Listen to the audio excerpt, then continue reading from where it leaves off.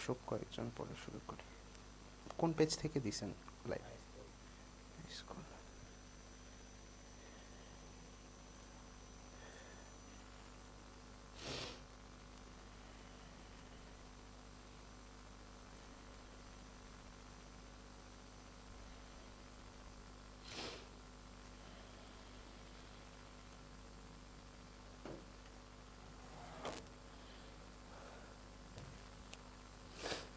চারজন আসছে।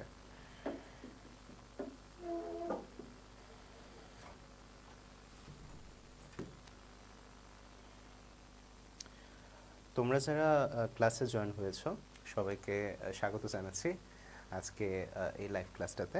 তো সবাই একটু তোমার বন্ধুদের সাথে এই লাইভটা শেয়ার করে দাও, যাতে তোমার ফ্রেন্ডরাও আমাদের এই লাইভটা দেখার সুযোগ পায়। আমরা কিছুক্ষণের মধ্যে ক্লাসটা শুরু করছি। কেমন আছেন স্যার? এই তো ভালো আছি। আমি অনেকদিন ধরে ক্লাস নিচ্ছি না অ্যাকচুয়ালি, তো বহুদিন পর তোমাদের সামনে আসলাম ক্লাস নেওয়ার জন্য। আশা করি সবাই ভালো আছো। তোমাদের কার কেমন প্রস্তুতি, কী অবস্থা পড়াশোনার, ফিজিক্সটা কতদূর পড়ছো, কোথায় কোথায় প্রবলেম, সব কিছুই কমেন্ট সেকশনে লিখে জানাতে পারো। আমি তোমাদের সাথে পুরোটা সময় থাকবো এবং চেষ্টা করব তোমাদের যেগুলো যেগুলো প্রবলেম, যেই জায়গাগুলোতে তোমাদের একটু দুর্বলতা আছে সেগুলো কিওর করে দেওয়ার জন্য। সবাই একটু লাইভ ক্লাসটা শেয়ার করে দিই তোমাদের সব বন্ধুদের সাথে। তোমরা লাইভ ক্লাসটা শেয়ার করে দিতে পারো।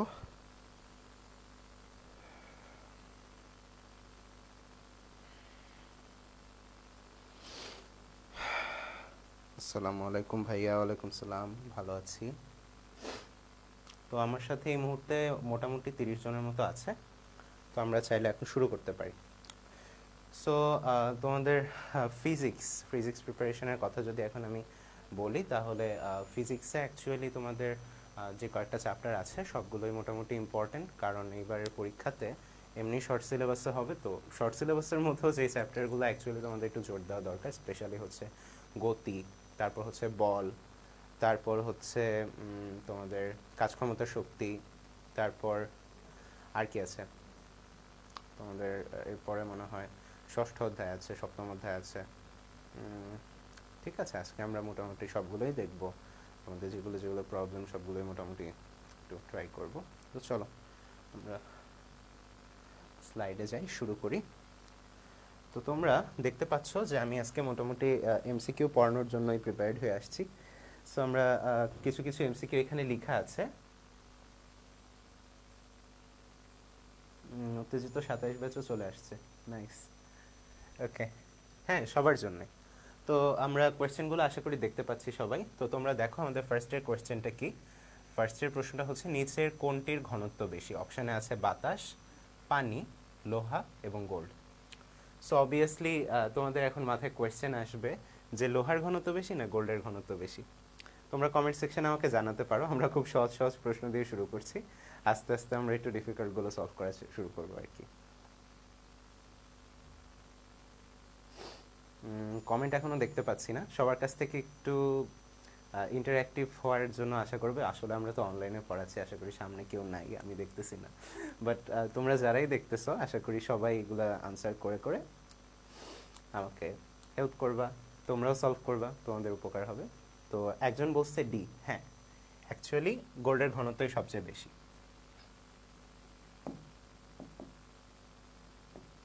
গোল্ডের ঘনত্বই সবচেয়ে বেশি। আচ্ছা, আমরা এটা নোটে নিয়ে যাই। আসলে একটু টাইম দাও, বোর্ডটা আসুক। এখানে এডিট করা যায় না। সবাই শেয়ার করে দেই ক্লাসটা। আর তোমরা তোমাদের প্রিপারেশনের ব্যাপারে বলতে পারো, জানাতে পারো তোমাদের কার কেমন প্রিপারেশন, কে কেমন পড়াশোনা করতেছো, এভরিথিং। একটু সময় নিচ্ছি, সরি, আস্তে আস্তে শুরু করব। আমাকে একজন ইনবক্সে লিখছে।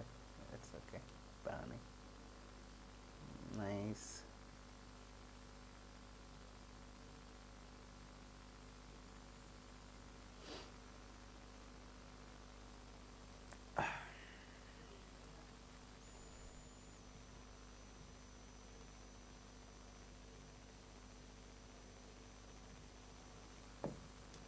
এখন কাজ করতেছে।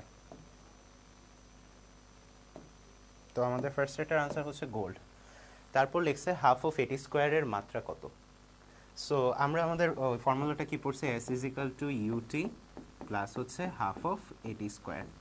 সো মজার ব্যাপার হচ্ছে যোগ আকারে যে রাশিগুলো থাকবে সেইটার যে মাত্রা অ্যাকচুয়ালি আমাদের টোটাল যে মাত্রাটা সেটা এটার সমানই হয়। যেমন তুমি চিন্তা করো ইউ ও হচ্ছে বেগ, ওর সাথে যখন আমরা সময় গুণ করতেছি তখন আমাদের কি হয়, বেগ হচ্ছে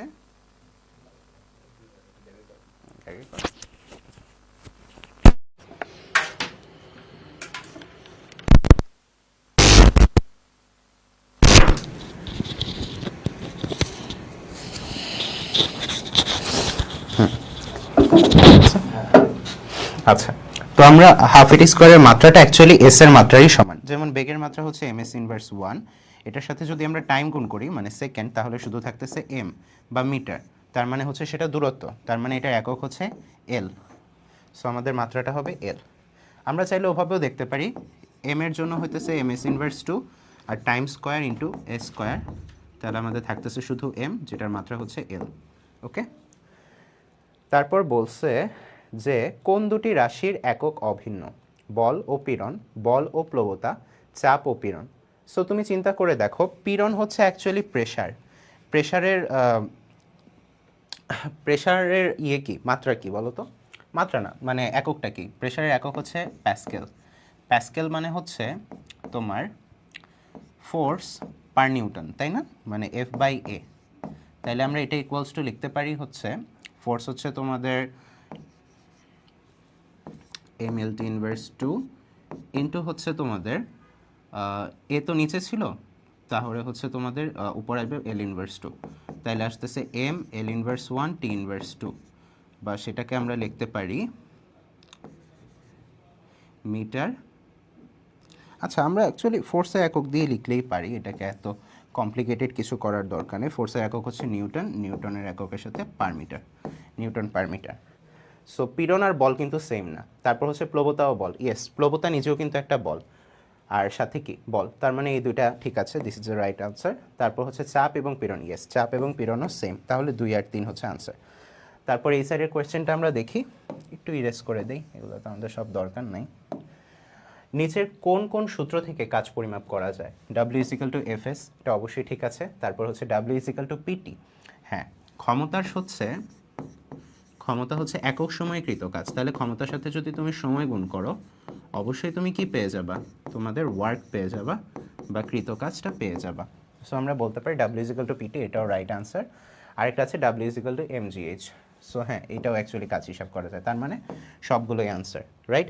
তারপর কোয়েশ্চেনটা দেখি, নিচের কোনটি পড়ন্ত বস্তুর লেখচিত্র। দেখো, একটা বস্তু যখন উপর থেকে নিচে পড়ছে তখন অ্যাকচুয়ালি কি হয়, পড়ার সাথে সাথে অভিকর্ষজ ত্বরণের প্রভাবে ওর বেগটা বাড়তে থাকে। সো এখানে তুমি দেখো এস এবং টি এটা সোজা স্ট্রেট লাইনে উপরের দিকে উঠছে। আমরা জানি উপর থেকে নিচে যখন পড়তেছে তখন অ্যাকচুয়ালি ওর কি আছে, অ্যাকচুয়ালি ওর ত্বরণ আছে। সো আমাদের ফর্মুলাটা হচ্ছে H equals to UT plus half of GT square, right. So এখানে অ্যাকচুয়ালি এস এর সাথে টি এর সম্পর্ক, মানে এইচ এর সাথে টি এর সম্পর্ক, এইচ এর সাথে টি এর সম্পর্কটা অ্যাকচুয়ালি কেমন তুমি দেখো তো, এখানে এইচ এর সাথে অ্যাকচুয়ালি টি এর সম্পর্কটা হচ্ছে এখানে ইউটি আর এখানে হাফ জিটি স্কোয়ার। কি হবে তাহলে বলো তো আমাকে, আমি একটু কমেন্ট পড়ি, আসলে সব বলে দিতে চাচ্ছি না। 11 এর আনসার কত বলো, তোমাদের যেটা মনে হয় সেটাই বলো। একজন বলছে সি,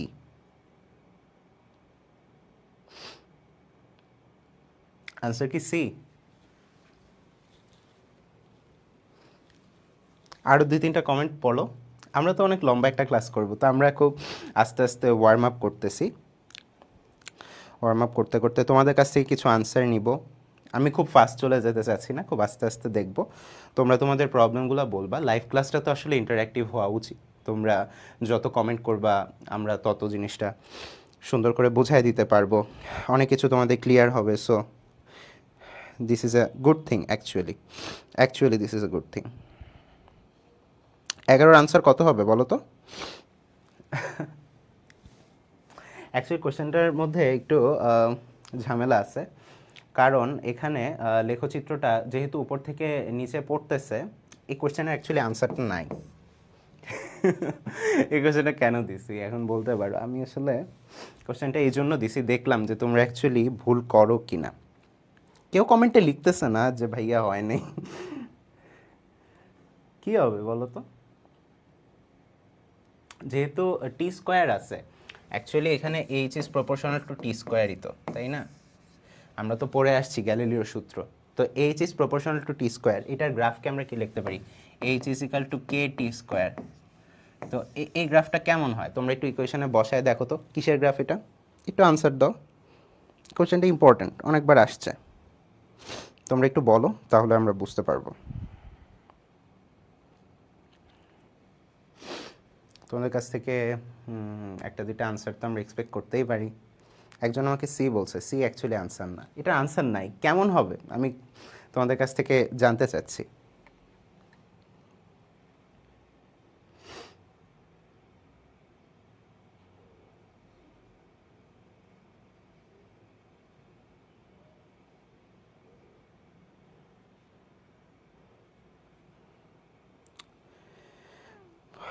বলো।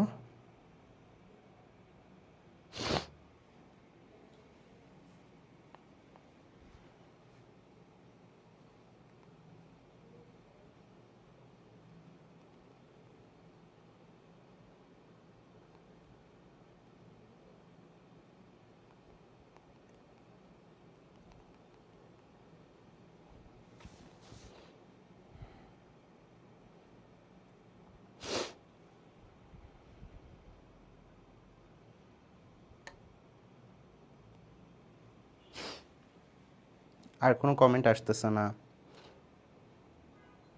সবাই একটু আনসার দেওয়ার চেষ্টা করো। তোমরা লাইভে অলমোস্ট 55 জন আছো। আমরা 11 নম্বর কোশ্চেনটার কথা বলতেছি, নিচের কোনটি পড়ন্ত বস্তুর লেখচিত্র? তোমরা সবাই আনসার দেওয়ার চেষ্টা করো।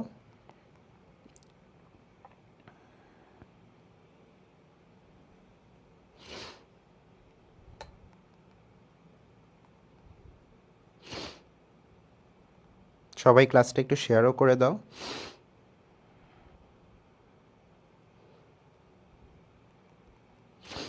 গ্যালিলিওর পড়ন্ত বস্তুর সূত্র থেকে অ্যাকচুয়ালি এটা আসছে, এবং জিনিসটা অ্যাকচুয়ালি কেমন হবে তোমাদের কাছ থেকে একটু জানতে চাই। দেখো, মজার ব্যাপার হচ্ছে এটা তো অলরেডি একটা হাইটে, সাপোজ এই গ্রাফটাতেই দেখাই, এটা তো অলরেডি একটা হাইটে আছে, তাই না? এখন তোমার ফার্স্টে তো হাইটটা এখান থেকে শুরু হবে, তো এটা আস্তে আস্তে গ্র্যাজুয়ালি এরকম প্যারাবোলা স্টাইলে নিচের দিকে কমবে, গ্র্যাজুয়ালি প্যারাবোলা স্টাইলে নিচের দিকে ডাউনটুয়ার্ড যাবে। এখন এই যে ডাউনটুয়ার্ড যাইতেছে, এইখানে এই যে ডাউনটুয়ার্ড আসতেছে, এটা এরকম কেন হলো? কারণ অ্যাকচুয়ালি ইকুয়েশানে এটা কিন্তু নেগেটিভ, এটা কিন্তু মাইনাস, নিচের দিকে পড়তেছে। কি মাইনাস? অ্যাকচুয়ালি কি মাইনাস? তোমরা তোমরা কিছু বলতেছ না কেউ। আমি তোমাদের কাছ থেকে একটু আনসার এক্সপেক্ট করতেছি। এটা ডাউনটুয়ার্ড হবে, কিন্তু জিনিসটা যে মাইনাস, এটা তোমরা কেমনে বুঝবা? এক্সাম, বার্ষিক এক্সামে ছিল না, তাই একটু ভুলে গেছো। আচ্ছা, প্যারা নাই, আমি আবার মনে করাই দিচ্ছি। সো অ্যাকচুয়ালি ফর্মুলাটার জন্য আমরা জানি এরকম যদি হয় যে H is proportional two T square, এরকম যদি থাকে, একটু ডার্ক কালি নেই, H is proportional two T square, এইরকম টাইপের যদি একটা ফরমেশন তোমার সামনে থাকে, তখন তোমার অ্যাকচুয়ালি কার্ভটা হবে প্যারাবোলা। যখন আমরা সূত্রটা এরকম হয় যে S is equal to UT plus half of এটি স্কোয়ার প্লাস হাফ অফ এটি স্কোয়ার, তখন এটা আপওয়ার্ড থাকে। তখন গ্রাফটা তুমি তো জিরো থেকে শুরু করতেছো, তখন এটা আপওয়ার্ড থাকে। এস ভার্সেস টি গ্রাফটা এরকম উপরের দিকে উঠে যায়, কিন্তু যেহেতু এটা নিচের দিকে পড়তেছে, তাই সময় যত বাড়তেছে ডিস্টেন্স কত কমে যাচ্ছে। তুমি তো উপরে একটা হাইট থেকে নিচে নামতেছো, ডিস্টেন্স যত কমে যাচ্ছে ততই কি গ্রাফটা এরকম ডাউনটুয়ার্ড নিচে নেমে যাচ্ছে। আশা করি সবাই বুঝছো। আমরা এর পরের কোশ্চেনটায় যাই। প্লাজমা হচ্ছে পদার্থের চতুর্থ অবস্থা, রাইট? কণাগুলো তড়িৎ বহন করে, এটাও রাইট। এবং কণাগুলো নির্দিষ্ট আকার এবং আয়তন আছে। বলো তো, প্লাজমাদের কি অ্যাকচুয়ালি নির্দিষ্ট কোনো আকার এবং আয়তন আছে? সবাই একটু আনসার দাও। অবশ্যই প্লাজমা নির্দিষ্ট আকার এবং আয়তন আছে। সো অ্যাকচুয়ালি আনসার সবগুলোই হবে। তারপর বলো ব্যাটারি কত সালে আবিষ্কৃত হয়, এটা বলতে পারবা কে দেখি কমেন্ট সেকশানে। আমি শুরুতে একটু ইন্টারেক্টিভ করার জন্য, ভালো করে দেখা যাচ্ছে না, একটু জুম করব। আচ্ছা আমি বলে বলে দিচ্ছি, অ্যাকচুয়ালি এখানে জুম করতে একটু কষ্ট হবে, নেক্সট টাইম থেকে আমি চেষ্টা করব জিনিসগুলা একটু ইয়ে করে নিয়ে আসার জন্য। সো কোয়েশ্চেনটা হচ্ছে ব্যাটারি কত সালে আবিষ্কৃত হয়। ব্যাটারি অ্যাকচুয়ালি আবিষ্কৃত হয় 1800 সালে। বিজ্ঞানী আলেকজান্ড্রো ভোল্টা হচ্ছে প্রথমবার ব্যাটারি তৈরি করেছিলেন। কোন দেশ বায়োফুয়েল ব্যাপক আকারে ব্যবহৃত হচ্ছে? অ্যাকচুয়ালি বায়োফুয়েলের কথা যদি বলো, অবশ্যই ওই কান্ট্রিগুলোয় বায়োফুয়েল সবচেয়ে বেশি ব্যবহার করতে পারবে যাদের ভালো ফরেস্ট আছে। ফরেস্ট কোন কান্ট্রিতে আছে এখানে দেখো, কানাডা, ব্রাজিল, চীন, জাপান। এখানে সবগুলো কান্ট্রির মধ্যে সবচেয়ে বেশি ফরেস্ট ল্যান্ড আছে হচ্ছে ব্রাজিলে, দ্যাট ইজ অ্যামাজন।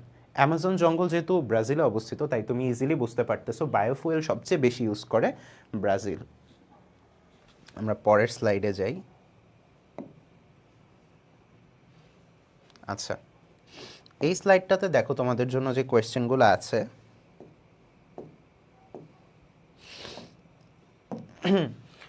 প্রথমে বলছে T is equal to 2 pi root over L by G. T is equal to, sorry কালই আসতেছে না কেন, 2 pi root over L by G. আমি আজকে এই রুমটাতে নতুন আসছি, তো বোর্ডটা ইউজ করতে আমার একটু ঝামেলা হচ্ছে। T is equal to 2 pi root over L by G. এখানে টি হচ্ছে দোলনকাল, আই হচ্ছে সুতার দৈর্ঘ্য এবং জি হচ্ছে মাধ্যাকর্ষণজনিত ত্বরণ। উদ্দীপকের দোলনকাল টি কখন বেশি হবে? পেন্ডুলামের ভরের উপর কখনোই ডিপেন্ড করে না। দোলনকাল কখনোই পেন্ডুলামের ভরের উপরে ডিপেন্ড করে না।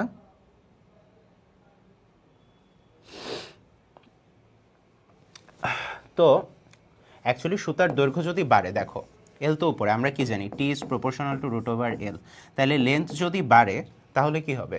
লেন্থ বাড়লে অ্যাকচুয়ালি দোলনকাল বৃদ্ধি পাবে। তারপর জি এর মান কমলে, হ্যাঁ T is proportional to 1 by root over G, তাহলে জি এর ভ্যালু যদি নিচের দিকে নামে মানে কমে, তাহলে টি এর ভ্যালু অবভিয়াসলি বৃদ্ধি পাবে, কারণ এরা ব্যস্তানুপাতিক। তাই আমাদের আনসার হবে 2 এবং 3। তারপর কোয়েশ্চেনটা আমরা দেখি। আচ্ছা এটা কি জুম করা যায় না সামহাউ? আই থিঙ্ক এটা জুম করা যায় না, আমি ভাবছিলাম জুম করা যায়। ওকে, প্রবলেম নাই, আমি কোয়েশ্চেন বলে বলেই দিচ্ছি। তারপরে বলছে যে উদ্দীপকে একটা বস্তু দেওয়া আছে এবং বলছে যে বস্তুটার ভর 10 কেজি হলে এ বিন্দুতে বিভব শক্তি কত। বস্তুর ভর বলে দিচ্ছে কত, দেখো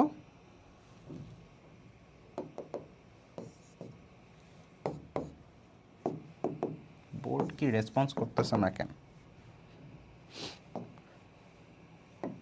হ্যাঁ বলে দিচ্ছে যে একটা বস্তুর ভর হচ্ছে 10 কেজি, একটা বস্তুর ভর হচ্ছে 10 কেজি, এই বিন্দুতে বিভব শক্তি কত। এই বিন্দুটা কত? 30 মিটার উঁচা, 30 মিটার উঁচা। তাহলে 30 মিটার উঁচা হইলে কি হবে? 30 মিটার উঁচা হইলে হবে যেটা, সেটা হচ্ছে তোমার বিভব শক্তি হচ্ছে এম জি ইন্টু 10, 10 মিটার। তাহলে এম জির ভ্যালু কত? এম এর ভ্যালু হচ্ছে তোমার 10 আর 9.8, তাহলে 10 ইন্টু 9.8 ইন্টু 10, তার মানে 100 কত আসে? ক্যালকুলেট করো।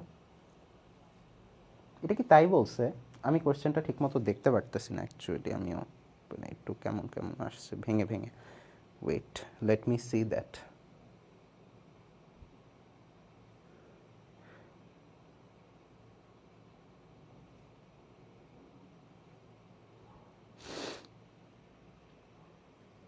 তোমরা কি দেখতেছো কোয়েশ্চেনটা?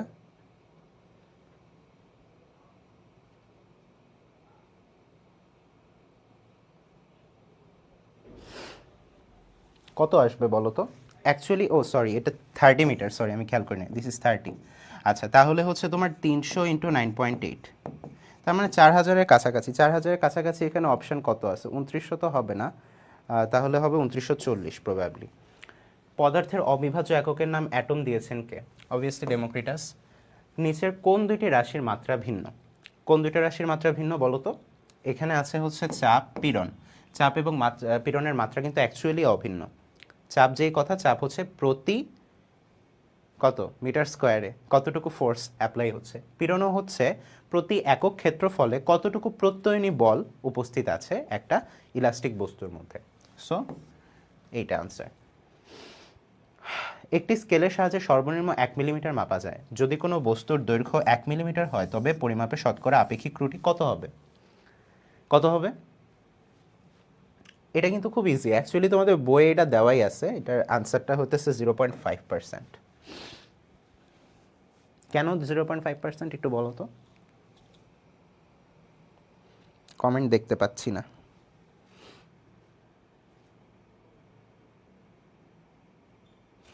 তোমরা একটু জানাও আমাকে। কোয়েশ্চেন আমি মোটামুটি জুম করলে দেখতে পাচ্ছি, আশা করি তোমরাও দেখতে পাওয়ার কথা মোবাইল স্ক্রিনে। তোমরা একটু ফোনটা ইয়ে করে দেখতে পারো। তারপর হচ্ছে বলছে যে সবল নিউক্লিয় বলের পাল্লা কত। ম্যাথগুলো এগুলোর আনসার তোমরা একটু দিলে আমি বুঝবো যে তোমরা একটু পড়াশোনা করতেছো, পড়াশোনার মধ্যে আছো। তো যারাই লাইভটা দেখতেছো প্লিজ একটু আনসারটা দাও, তাহলে আমার যাচাই করতে সুবিধা হয়। সব আমি বলে দিলে অ্যাকচুয়ালি এই টাইপের এমসিকিউগুলো আসলে খুব একটা ইন্টারঅ্যাক্টিভ হয় না। যারাই লাইভ ক্লাসটা দেখছো আবারও বলছি তোমরা তোমাদের বন্ধুদের সাথে শেয়ার করে দাও যাতে তারাও এটা দেখার সুযোগ পায়।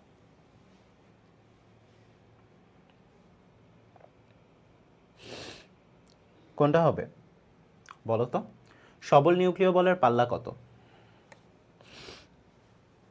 বলে দিব নাকি তোমরা আনসার দিবা?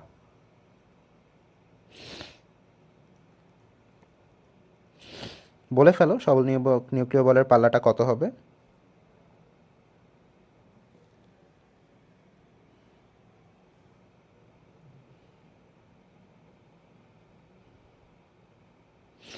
কেউ এখনো রেসপন্স করতেছে না, আমি দেখতেছি। কয়েকজন একটু মোটামুটি বলতেছে। পাপিয়া কি এখন দেখতে পাচ্ছ? সবল নিউক্লিয় বলের পাল্লা হচ্ছে 10⁻15 মিটার। তো সবল নিউক্লিয় বল হচ্ছে এই মহাবিশ্বের সবচেয়ে পাওয়ারফুল ফোর্স। সো এটা অ্যাকচুয়ালি অ্যাটমিক লেভেলে কাজ করে। তার মানে কি, পারমাণবিক পর্যায়ে কাজ করে। প্রোটন এবং নিউট্রন এই দুইটা কণিকা এই সবল নিউক্লিয় বলের জন্য একে অপরের সাথে যুক্ত হয়ে থাকে এবং নিউক্লিয়াস ফর্ম করে, তাই না? একটা পরমাণুর মেইন বডি নিউক্লিয়াস, যার মধ্যে আছে প্রোটন এবং নিউট্রন, এবং বাইরে কি ঘুরছে? ইলেকট্রন। খুবই বেসিক জিনিস। নিউটনের গতির দ্বিতীয় সূত্র থেকে কোনটির পরিমাপ পাওয়া যায়? অ্যাকচুয়ালি নিউটনের গতির দ্বিতীয় সূত্র থেকে জড়তা তো আমরা প্রথম সূত্র থেকে জানতে পারি, ওজন, ভর, বল। অ্যাকচুয়ালি সেকেন্ড সূত্রটা বলের কথাই বলেছে। সেকেন্ড সূত্রটা কি? সেকেন্ড সূত্রটা হচ্ছে যে কোনো বস্তুর ভরবেগের পরিবর্তনের হার বস্তুটির উপর প্রযুক্ত বলের সমানুপাতিক। ঘর্ষণের সহগ কোনটি? ঘর্ষণ সহগের একক কোনটি? ঘর্ষণ সহগের কিন্তু কোনো একক নাই। ক্ষমতার মাত্রা কোনটি? আমরা একটু আগেই বের করছিলাম ক্ষমতা কি, নিউটন। না সরি, ক্ষমতার মাত্রা বলছে, সরি আমরা একটু ভুল করতেছি, we are making little bit mistake. এখানে একটু মুছে দিই। ও আমরা দাগি মুছে ফেলছি, রাইট? দাগাইছিলাম যে, সরি। আচ্ছা, আমরা কইছিলাম ক্ষমতার মাত্রা কোনটি, তাই না? ক্ষমতার মাত্রা হচ্ছে, ক্ষমতা হচ্ছে কি, ওয়ার্ক ইন্টু টাইম। কাজের মাত্রা হচ্ছে জুল। জুল মানে কি, তোমরা ইয়ে পড়ছো না, এফএস ইন্টু টি। এখন ফোর্স হচ্ছে কি, ফোর্স হচ্ছে mL/T⁻²। ইন্টু কি, ইন্টু হচ্ছে এস হচ্ছে এল, ইন্টু হচ্ছে আবার টি। তাহলে থাকতেছে তোমার mL²T⁻1। না একটু ভুল করছি কিনা দেখো তো, W/T হওয়ার কথা, সরি আমি একটু ভুল করছি, এখানে একটু ভুল হয়েছে। কি হিসাব করতেছি আল্লাহ, বেশি সহজ জিনিস পড়াইতে গেলে মাঝে মধ্যে এরকম হয়। W/T খুব ভেঙে ভেঙে দেখাচ্ছি। mL/T⁻, সরি আবার ভুল লিখতেছি। ইরেজারটা বারবার ইউজ করা যায় না, দিস ইজ প্রবলেম। তাইলে mL/T⁻²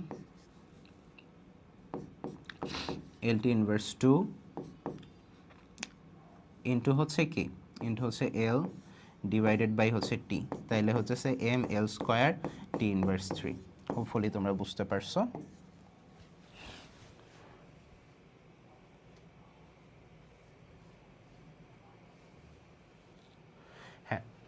লেখছে এখন দেখো কোশ্চেন, একটা গাড়ি 7 মিটার ব্যাসার্ধের একটি বৃত্তাকার পথে 44 মিটার ঘুরতে 10 নিউটন বল প্রয়োগ করা হলে সম্পন্ন কাজের পরিমাণ নির্ণয় করো। 7 মিটার ব্যাসার্ধের একটা বৃত্তাকার পথে 44 মিটার ঘুরতে, তোমাকে অ্যাকচুয়ালি এখানে রেডিয়াসটা হিসাব করে ফেলতে হবে। তো রেডিয়াসটা কত হবে? রেডিয়াসটা হবে, এই যে পায়ের মান দিয়ে দিছে, রেডিয়াস হচ্ছে 2πr, বৃত্তের পরিব্যাসার্ধ মানে বাইরের ইয়েটা, পরিব্যাসার্ধ তো না, হ্যাঁ মানে বাইরের যে তোমার ইয়েটা কি বলে, পরিসীমা বলে এটাকে অ্যাকচুয়ালি। তাহলে 2 ইন্টু 22/7 ইন্টু কত, আর এর ভ্যালু কত, 7 মিটার, 7 কাটা 44। তার মানে কি, তার মানে ও পুরোটাই ঘুরে ফেলছে, পুরোটাই ঘুরে চলে আসছে, এই পুরা বৃত্তপথ কমপ্লিট করে ফেলছে। যেহেতু কমপ্লিট করে ফেলছে, ওর স্মরণ কত, ওর স্মরণ হচ্ছে 0, কারণ যেখানে ছিল সেখানেই ফেরত আসছে। তার মানে কৃতকাজ কত, 0। গতিশীল বস্তুর ক্ষেত্রে লব্ধি বল 0 হলে বস্তু কোন অবস্থায় থাকবে? একটা গতিশীল বস্তুর উপর যদি লব্ধি বেগ 0 হয়, লব্ধি বল 0 হয়, তাহলে বস্তুটার কি কোনো ত্বরণ হবে? ত্বরণ হবে না। তার মানে ওর অ্যাক্সিলারেশন a ইকুয়ালস টু হচ্ছে 0। অ্যাক্সিলারেশন a যেহেতু 0, তার মানে আমরা কি বলতে পারি, বস্তুটা সমবেগে চলতেছে, ওর বেগ তো আর বাড়বে কমবে না, তার মানে ওর বেগ সমবেগ। ত্বরণ পরিবর্তন হয় কখন? ত্বরণ পরিবর্তন হয় মানের পরিবর্তন হলে, দিকের পরিবর্তন হলে, মান এবং দিক উভয়ের পরিবর্তন হলে। অ্যাকচুয়ালি ত্বরণ কি রাশি? ত্বরণ হচ্ছে একটা ভেক্টর রাশি, রাইট? ত্বরণ একটা ভেক্টর রাশি, যেহেতু একটা ভেক্টর রাশির কথা আমরা এখানে বলতেছি, সো আমরা ইজিলি বলতে পারি ত্বরণের মান অ্যাকচুয়ালি পরিবর্তন হয় কখন? মানের পরিবর্তন হলেও হয়, দিকের পরিবর্তন হলে হয়, মান দিক উভয়ের পরিবর্তন হলেও হয়। তার মানে তোমাদের আনসার হচ্ছে এখানে সবগুলো। আচ্ছা, তারপরে বলছে লোহার ঘনত্ব কত? লোহার ঘনত্ব হচ্ছে 7800 কেজি পার মিটার কিউব। বস্তুর ঘনত্ব কি কি বিষয়ের উপর নির্ভর করে? বস্তুর ঘনত্ব অবভিয়াসলি বস্তুর উপাদানের উপর নির্ভর করে। বস্তুর টেম্পারেচারের উপরে কিন্তু ঘনত্বটা ডিপেন্ড করে না, বস্তুর দৈর্ঘ্যের উপর ডিপেন্ড করে, দৈর্ঘ্য প্রস্থ উচ্চতা এগুলোর উপর ডিপেন্ড করে, আর ডিপেন্ড করে বস্তুটার উপাদানের উপরে। তাহলে আনসার হচ্ছে 1 আর 2। 200 গ্রাম ভরের 250 সেন্টিমিটার কিউব আয়তনের একটি বস্তুকে পানিতে ছেড়ে দিলে কি হবে? তোমাকে ফার্স্টে এখানে বুঝতে হবে যে পানিতে ছেড়ে দিলে কখন একটা বস্তু ডুবে যায় আর কখন একটা বস্তু ভেসে ওঠে। একটু কমেন্ট সেকশনটা চেক করি আমি, তোমরা কি লিখতেছো দেখি।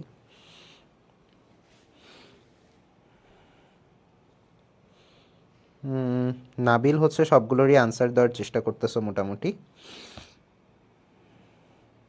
থ্যাংক ইউ নাবিল, ওকে অনেক অনেক ধন্যবাদ। তারপরে দেখো,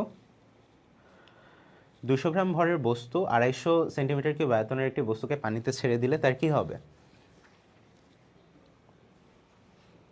বলো? বাকিরাও একটু পার্টিসিপেট করো, সবাই একটু অ্যান্সার দিলে, যেহেতু একটা ক্লাস করতেছো তো আমাদের নিজেদেরও উপকার হবে এবং অ্যাজ এ টিচার আমারও ভালো লাগবে, কারণ আমিও চাই তোমরা সবাই ইন্টারঅ্যাক্টিভ একটা ক্লাস করো, সবাই অ্যান্সার দেওয়ার চেষ্টা করবা, শুধু শুধু লাইভে বসে থাকবা না, একটু চেষ্টা করো, যেটা না বুঝবা এটা আমাকে বলতে পারো, নির্দ্বিধায় বলতে পারো, কোনো সমস্যা নাই। সো কমেন্ট সেকশনে সবাই জানো কার কোনটা প্রবলেম, এখানে এখানে কোনো সমস্যা নেই, তোমরা শিখতে আসছো, যারা শিখতে আসছো অবশ্যই শিখে যাবা, কেন শিখবা না?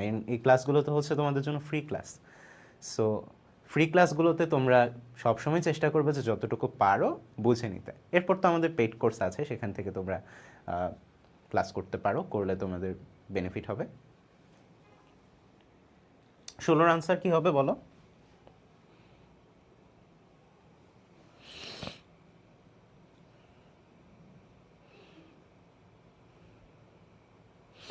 আমরা একটু সময়ও দিচ্ছি, তোমরা আস্তে ধীরে বলো, কোনো তাড়া নাই।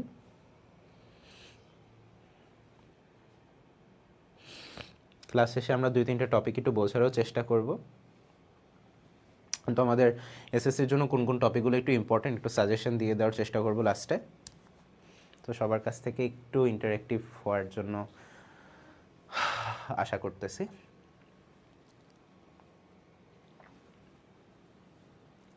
কোশ্চেন দেখতে পাচ্ছ তো তোমরা? আমি এই সাইডে চলে আসি। হ্যাঁ,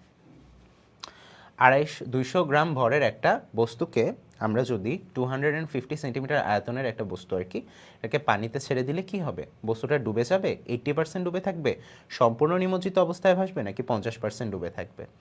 অ্যাকচুয়ালি বস্তুটার আয়তন কত? ভি ইকুয়ালস টু হচ্ছে তোমার 250 সেন্টিমিটার কিউব, তাই না? এখন আমরা জানি যে একটা পানির ঘনত্ব কত? পানির ঘনত্ব হচ্ছে 1 সেন্টিমিটার কিউব, আচ্ছা gram per centimetre, 1 gram per centimetre cube, আর কেজিতে করলে 1000 KG per metre cube, right? Try করো। আমাদের ভোয়েন্সির সূত্র কি? ভোয়েন্সির সূত্র হচ্ছে এফ ভি ইকুয়ালস টু হতেছে ভি রো জি। পানির, এটা হচ্ছে পানির পি, এটা হচ্ছে রো ডাব্লিউ। তো তোমাদের এখানে রো ডাব্লিউ কত আসবে বলো তো? আর জি কত? জি তো 9.8। আর এই বস্তুটার এইটা এখানে বসাবা জাস্ট। সেন্টিমিটার কিউবকে যদি তুমি মিটারে করতে চাও you can do it, just এটার সাথে 10⁻6 গুণ দিয়ে দাও, তাইলে এটাই হতেছে তোমার মিটার কিউব হয়ে যাবে।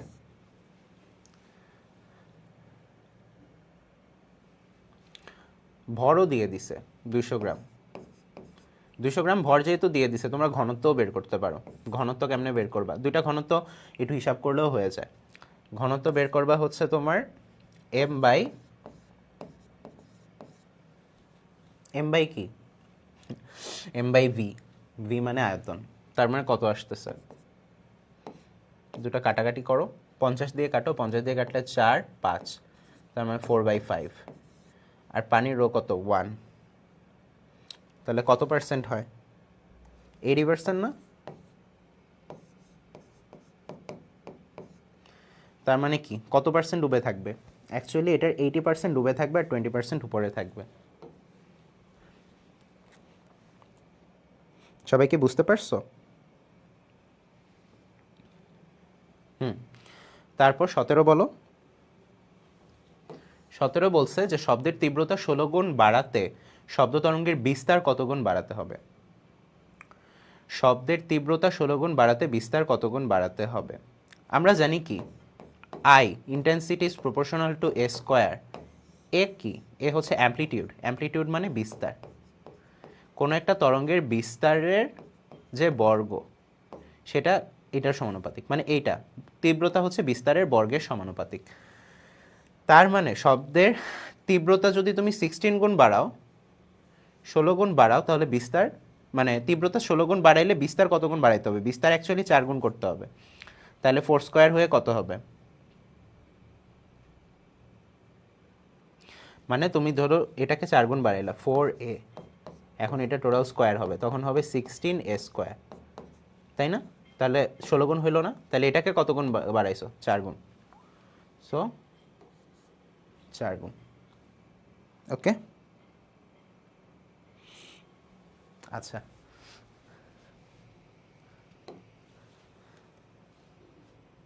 অ্যাকচুয়ালি ইয়েলো কালারের পেন ইউজ করি, কজ এখানে লিখতে খুব প্যারা হচ্ছে, আই থিঙ্ক সো। এখন এখন তোমরা দেখতে পাইতেছো মোটামুটি, হোপফুলি। আচ্ছা, পরের স্লাইডটাতে চলে যাই। এই বোর্ডটাতে আমি খুব একটা ইউজ করে অভ্যস্ত না তো, সো আচ্ছা দেখো, ঘূর্ণায়মান চাকা বিবেচনায় না আনলে সোজা পথে এগিয়ে যাওয়ায় একটা গাড়ির গতি কী? তার মানে কি, এই ধরো একটা চাকা আছে, সাপোজ এটা একটা চাকা, এই চাকাটা সামনের দিকে এরকম স্লাইড করে আগায় যাইতেছে, মানে এটা কিন্তু এভাবে রোটেট করতেছে না, এভাবে ঘুরতেছে না। যেহেতু এই জিনিসটা এভাবে ঘুরতেছে না, তাহলে কি, যেহেতু ঘুরছে না, তার মানে এটা হচ্ছে এরকম স্লাইড করে এভাবে চলে যাইতেছে, এরকম জিনিসটা এমনি ছিল এমনিই চলে যাইতেছে। এই যে এভাবেই চলে যাচ্ছে, তার মানে এটা রোলিং হচ্ছে না, মানে ঘুরতেছে না, শুধু সামনের দিকে আগাচ্ছে। তার মানে সেটা কি, সামনের দিকে আগালে সেটা হচ্ছে চলন গতি। তারপরে কোশ্চেনটা দেখো, তারপর কোশ্চেনটা বলছে একটা বস্তুকে ভূমি থেকে উঠিয়ে টেবিলে রাখলে, একটা বস্তুকে ভূমি থেকে উঠিয়ে যদি তুমি টেবিলে রাখো, তাহলে সেটার কৃতকাজ ইজ গ্রেটার দেন বিভব শক্তি, কৃতকাজ ইজ ইকুয়াল টু বিভব শক্তি, কৃতকাজ ইজ লেস দেন বিভব শক্তি, কৃতকাজ ইজ নট ইকুয়াল টু যান্ত্রিক শক্তি। কি হবে?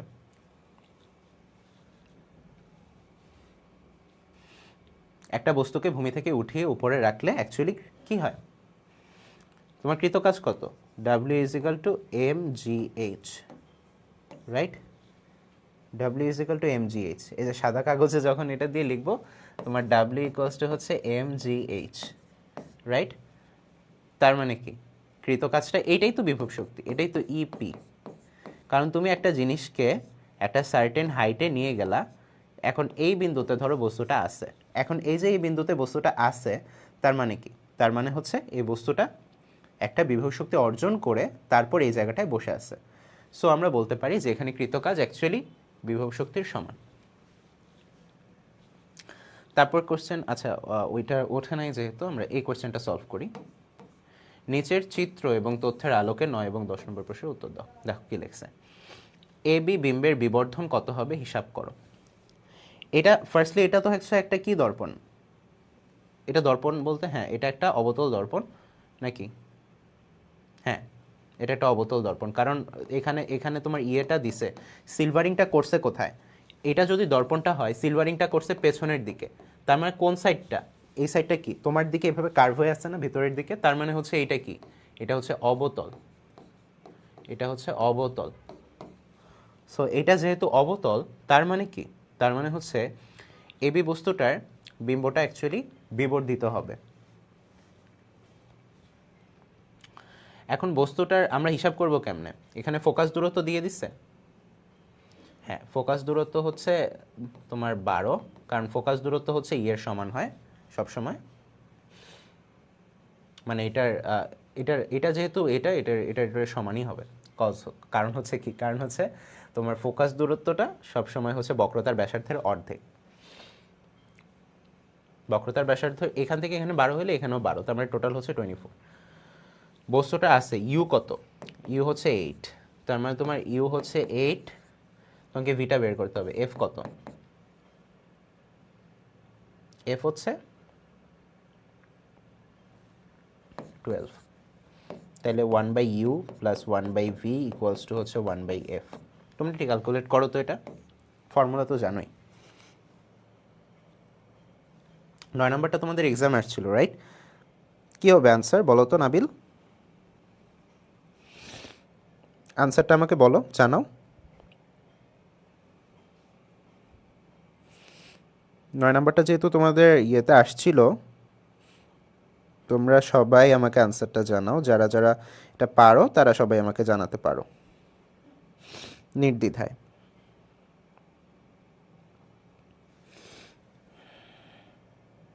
কোনটা হবে বলো তো সবাই?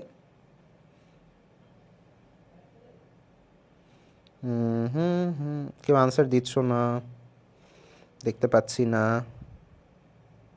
9 আনসার কত হবে বলো সবাই?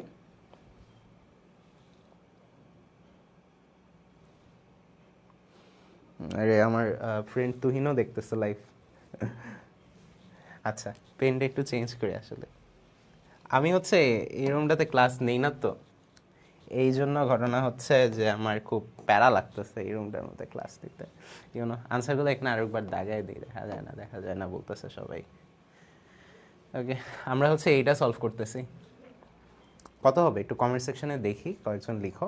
ক্লাস অনেক লেন্থি হবে, মানুষজনের এঙ্গেজমেন্ট আস্তে আস্তে বাড়লে দেখতে থাকলাম, সমস্যা নেই।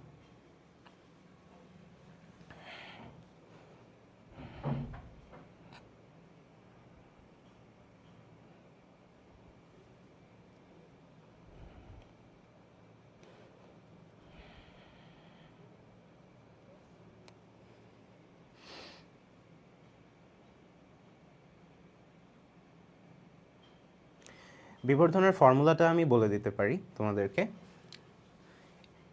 m equals to minus U by V, তাই না? নাকি ভুল লিখলাম? ভি বাই ইউ না?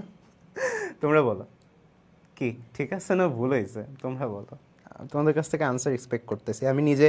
তোমরা নিজেরা কিছু কোয়েশ্চেন করতেছো না দেখে আমি তোমাদের কাছে লিখে লিখে বলতেছি এটা ঠিক আছে না ভুল আছে। তোমরাই বলো, অ্যাটলিস্ট কমেন্ট করো সবাই।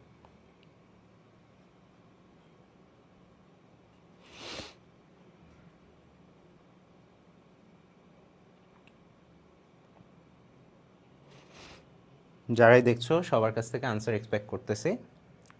এটা এটা তোমরা করতে থাকো, হাতে হাতে করতে থাকো, ক্যালকুলেট করতে থাকো। আমি পরেরটা বলি। চিত্রে এবি লক্ষ্যবস্তুর প্রতিবিম্ব অসৎ এবং সোজা হবে। হ্যাঁ, কি হবে? অসৎ বিম্ব হবে এবং সোজা হবে।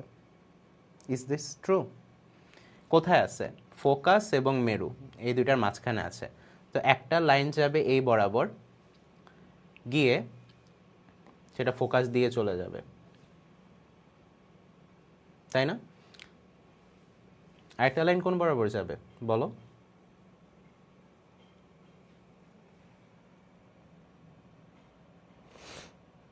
সবাই একটু কমেন্ট করে জানাও। লাইভে স্টুডেন্টের সংখ্যা অ্যাকচুয়ালি কমতেছে, আই নো। যাই হোক, যারাই দেখছো সবাই একটু আনসার করার চেষ্টা করো কোয়েশ্চেনগুলো। তোমাদের পরীক্ষায় আসার মতো কোয়েশ্চেন সবগুলোই, এবং আমরা আজকে খুবই ইজি সেট কোয়েশ্চেনগুলো নিয়ে আসছি, কোনো ডিফিকাল্ট কিছু না। পরীক্ষার আগে অ্যাকচুয়ালি তোমাদের কঠিন জিনিস পড়ারও দরকার নেই, তোমরা সহজগুলোই বেশি বেশি করে পড়ো, সহজগুলোই সবাই বারবার করে দেখো, তাহলে হচ্ছে তোমাদের জন্য সেইটাই অনেক বেশি বেনিফিশিয়াল হবে।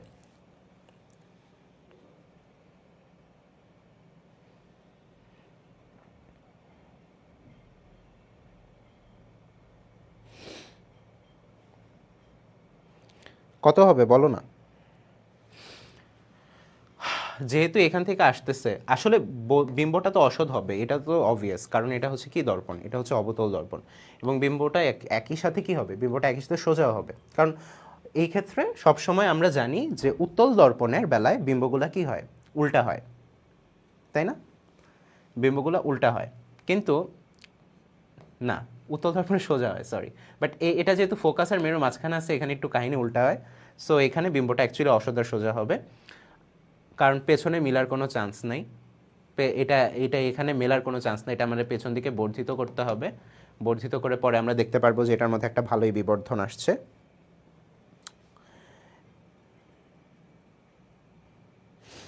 তোমরা কেউ আনসার করতেছো না, আল্লাহ, বসে আছি।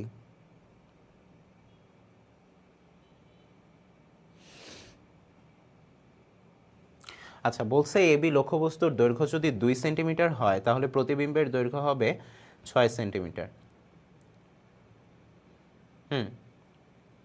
অ্যাকচুয়ালি বিবর্ধনের ভ্যালুটা দেখলেও বোঝা যায়, বিবর্ধনের ভ্যালু আসবে কত। তোমরা হিসাব করছো কিনা আমি জানি না। বিবর্ধনের ভ্যালু অ্যাকচুয়ালি 3 আসবে। বিবর্ধনের ভ্যালু যদি 3 আসে, বিবর্ধনের ভ্যালু যদি অ্যাকচুয়ালি 3 আসে, তাহলে যদি 2 হয় অবশ্যই 6 হবে, তাই না? এ বি বস্তুটিকে বামে 16 সেন্টিমিটার সরালে বিবর্ধন 1 হবে। এটা কি ট্রু? কোন দিকে সরাইতে বলছে? বামে 16 সেন্টিমিটার সরাইতে বলছে। 16 সেন্টিমিটার সরাইলে কত হবে বলো তো? 16 সেন্টিমিটার সরাইলে বিবর্ধনের মান যে 1 হইতে হবে, এখন অ্যাকচুয়ালি আছে 8। ও কত সেন্টিমিটার চলে যাবে এদিকে? এদিকে চলে যাবে হচ্ছে আরও 16। তাহলে কত? 16 প্লাস 8 24, 24 আছে কত? 12 12 24, 24/24 কত হয়? 1। তার মানে তিনোটাই ঠিক। পরের স্লাইডে যাই আমরা।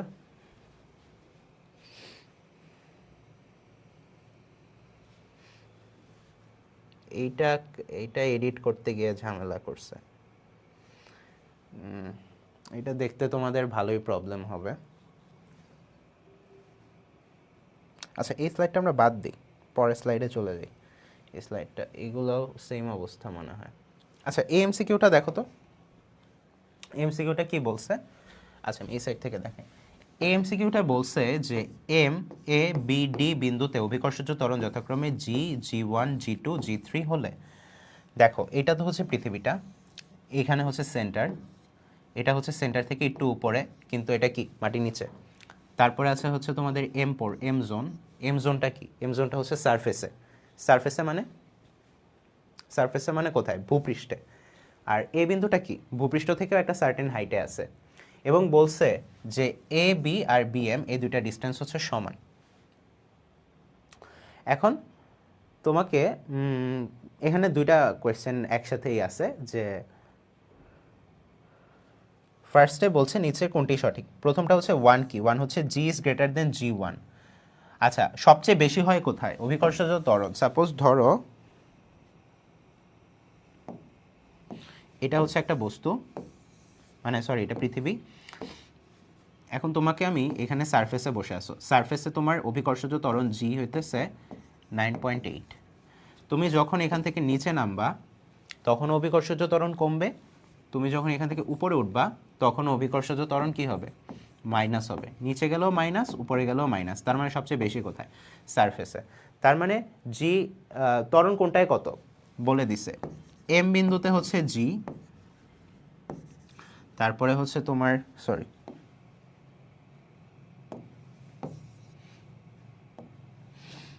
M1 বিন্দুতে কত, M1 না, কি বলতেছি মাথা নষ্ট,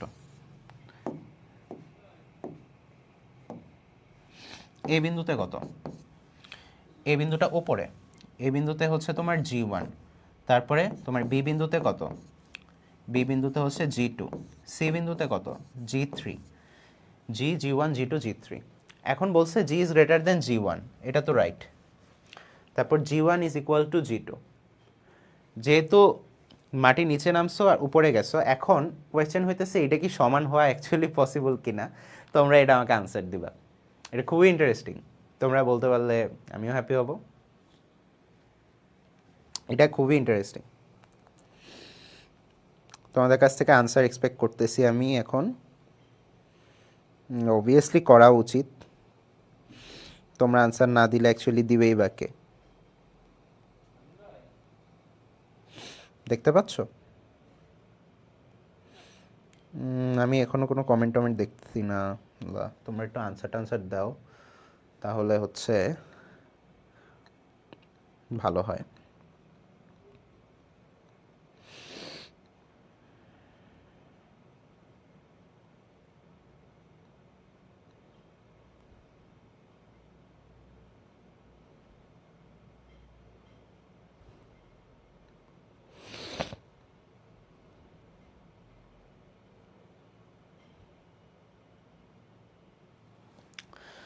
দেখো মাটির নিচে গেলে তুমি যখন মাটির নিচে যাবা তখন অভিকর্ষজ ত্বরণ যতটুকু সেই হাইটে গেলে যতটুকু কমছে, উপরে ততটুকু উঠলে সেই হাইটে সেম হবে না, এটা কিন্তু খুবই অবভিয়াস, হওয়ার কথাও না। তুমি যদি ফর্মুলা ওয়াইজ চিন্তা করো, ফর্মুলা ওয়াইজ যদি চিন্তা করো, আমাদের ফর্মুলা কি, জি ইজ ইকাল টু GM/r², তাই না?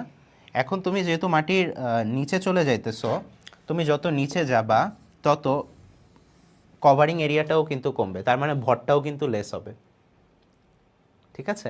ভরটাও কিন্তু তত লেস হবে। কিন্তু তুমি যত উপরে যাবা ভর কিন্তু আর চেঞ্জ হইতেছে না, পৃথিবীর ভর পৃথিবীর ভরই থাকতেছে। কিন্তু তুমি ধরো একটা সারফেস থেকে কিছুটা নিচে নামলা, একটা সারফেস থেকে কিছুটা নিচে নামলা, এখন তুমি যেই উচ্চতায় আসো, যেই হাইটে আসো, সেইটা সেন্টার থেকে যে পরিমাণ এরিয়া কভার করতেছে এই এতটুকু সলিড আছে এখন, তাইলে এইটা হইতেছে এখন তোমার এম, বাকিটা কিন্তু তোমার এম না। এতটুকু যদি তোমার এম হয় তাহলে অ্যাকচুয়ালি কি, তাহলে অ্যাকচুয়ালি বলা যায় যে তোমার এখন G M prime divided by r-h whole square, এতটুকুকে যদি আমরা h ধরি তাহলে হইতেছে এইটা, এটাই হইতেছে জি প্রাইম। এটা এটা ইন্টারমিডিয়েটে গেলে আরও ফর্মুলা আছে, তখন হিসাব করা আরও ভালো মতো শিখবা, বাট আমি তোমাদেরকে এখন সহজ ভাষায় বলতেছি যে তুমি যখন নিচে চলে আসো তখন এইটুক এরিয়া কভার করতেছে না, এইটুক এরিয়া বাকি আছে, তখন তোমার কিন্তু এই যে আমি তোমাকে এখানে এই কালিটা দিয়ে যে পোর্শনটুকু দেখাইলাম, এই যে এই পোর্শনটুকু কিন্তু বাদ, এটা কিন্তু ক্যান্সেল, এটা ক্যান্সেল থাকতেছে কতটুকু, এটা হচ্ছে তোমার ভ্যালিড অংশ, ভ্যালিড হচ্ছে ভিতরের টুকু। তো অতটুকুর জন্য আমরা জিটা ক্যালকুলেট করি, তখন জি এর ভ্যালু, এম এর ভ্যালু কমে গেল না? এম এর ভ্যালু যখন কমে গেছে তাইলে কি আর জি এর ভ্যালু সেম হওয়ার চান্স আছে? তার মানে এইটা কখনোই হবে না, এটা কখনোই হবে না। G3 ইজ লেস দেন জি, এটা অবভিয়াস, তার মানে আনসার হইতেছে 1 ও 3। এটা কি বুঝতে পারছি আমরা? তোমরা কি এখানে কেউ ওই ফর্মুলাটা পড়ছো?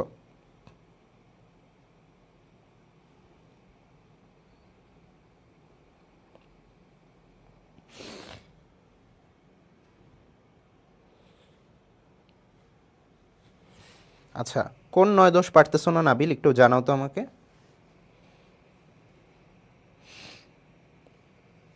আগেরটা 9 দোষ পারতেছিল না, করে দিব কোনটা আমি, দাঁড়াও ওয়েট, লেট মি সি।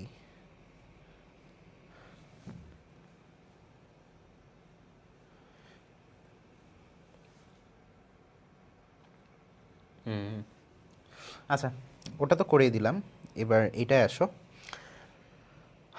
আচ্ছা ওই কোশ্চেনটা দেখা যাচ্ছে না সামহাউ, সরি। আচ্ছা তোমাদের চ্যাপ্টারটা অ্যাকচুয়ালি এসএসসিতে নাই, আমি হয়তো ওই জন্য কেটে দিছি ওটা।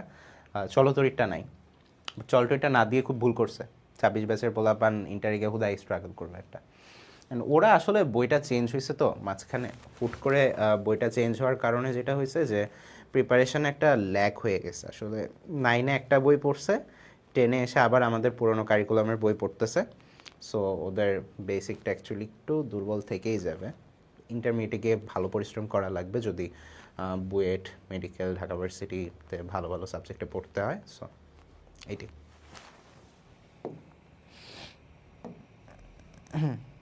মানবদেহের ঘনত্ব কত? এটা বলো তো, মানবদেহের ঘনত্ব কত? এটা কিন্তু তোমাদের টেক্সট বুকে আছে। কত হবে মানবদেহের ঘনত্ব? কত হবে? পানির ঘনত্বের থেকে বেশি না পানির ঘনত্বের চেয়ে কম? এটা বলো, জাস্ট এটা বলো। এটা বোঝাই যাচ্ছে। পানির ঘনত্ব কত? পানির ঘনত্ব হচ্ছে 1000। 1000 থেকে বেশি হইলে তবে 1000 সামথিং, অথবা হচ্ছে একটু কম। মানবদের ঘনত্ব কি পানির ঘনত্বের থেকে বেশি না কম? এটা ইন্টারেস্টিং, এমনি মজা, তোমরা বলতে পারো।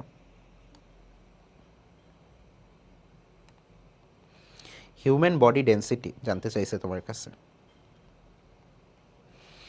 কমেন্ট সেকশনে আমি লোক দেখতেছি না। আচ্ছা এখন তোমরা আমারে বলতে পারো, এটা তো মানুষ ভেদে ডিফারেন্ট ভাই। কারো শরীরে ফ্যাট বেশি, কারো শরীরে ফ্যাট কম। আমি একটু মোটা মানুষ, তোমরা অনেক আছো পাতলা মানুষ, তাই না? তো অ্যাকচুয়ালি এটা অ্যাভারেজে তোমার অ্যাভারেজে হচ্ছে 980 থেকে 1070 পর্যন্ত হইতে পারে। এটা হচ্ছে ফর হিউম্যান বডি।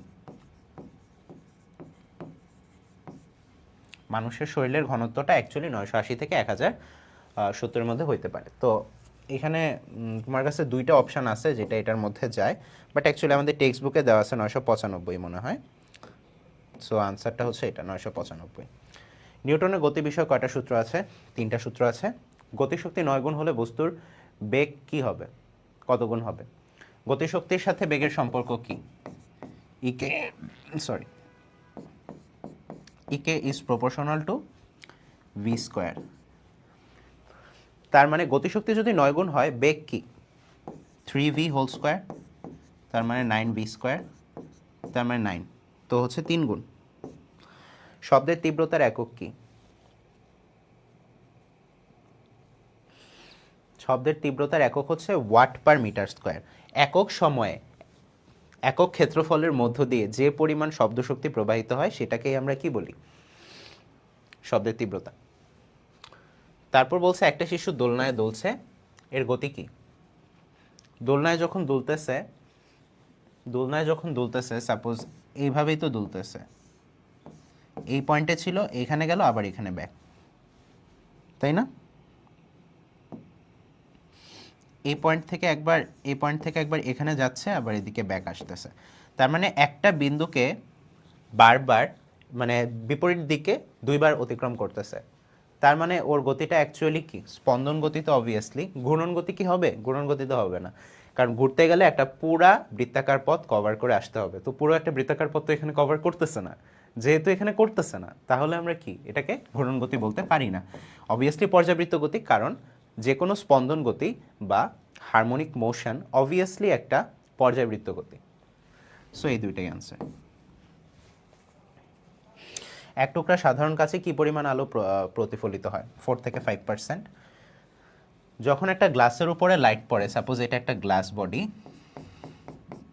এটার উপর যখন একটা লাইট রে এসে পড়বে, তখন এই লাইট রের একটা অংশ হচ্ছে প্রতিসরিত হয়ে চলে যাবে, একটা অংশ প্রতিফলিত হবে, আরেকটা অংশ এখানে অ্যাবজর্ব হয়ে যাবে।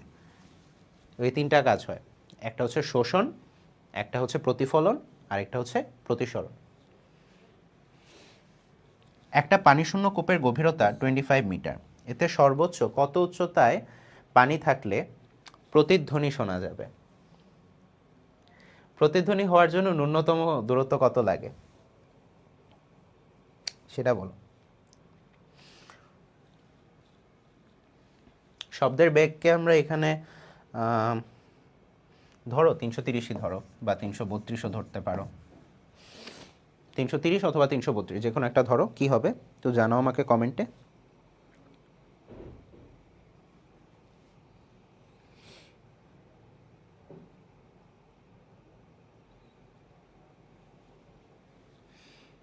হুম, 15 কোনটা? 15B। তারপর নাবিল 16 বলো, 16 কত হবে?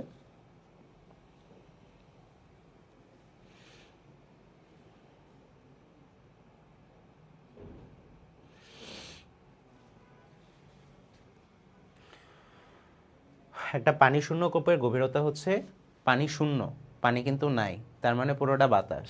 পানি শূন্য কূপের গভীরতা 25 মিটার, তো সর্বোচ্চ কত উচ্চতার পানি থাকলে প্রতিধ্বনি শোনা যাবে? প্রতিধ্বনি শোনার জন্য, কানে শোনার জন্য তোমার ন্যূনতম টাইম হচ্ছে 0.1 সেকেন্ড। তাহলে তোমার এটা হচ্ছে distance, D equals to V T. Actually আমরা 2D বলি কারণ একটা ডিস্টেন্সকে দুইবার কভার করা লাগে। সো আমরা টোটাল হাইটটা দেখি, ওটা থেকে 25 মাইনাস করে দিব।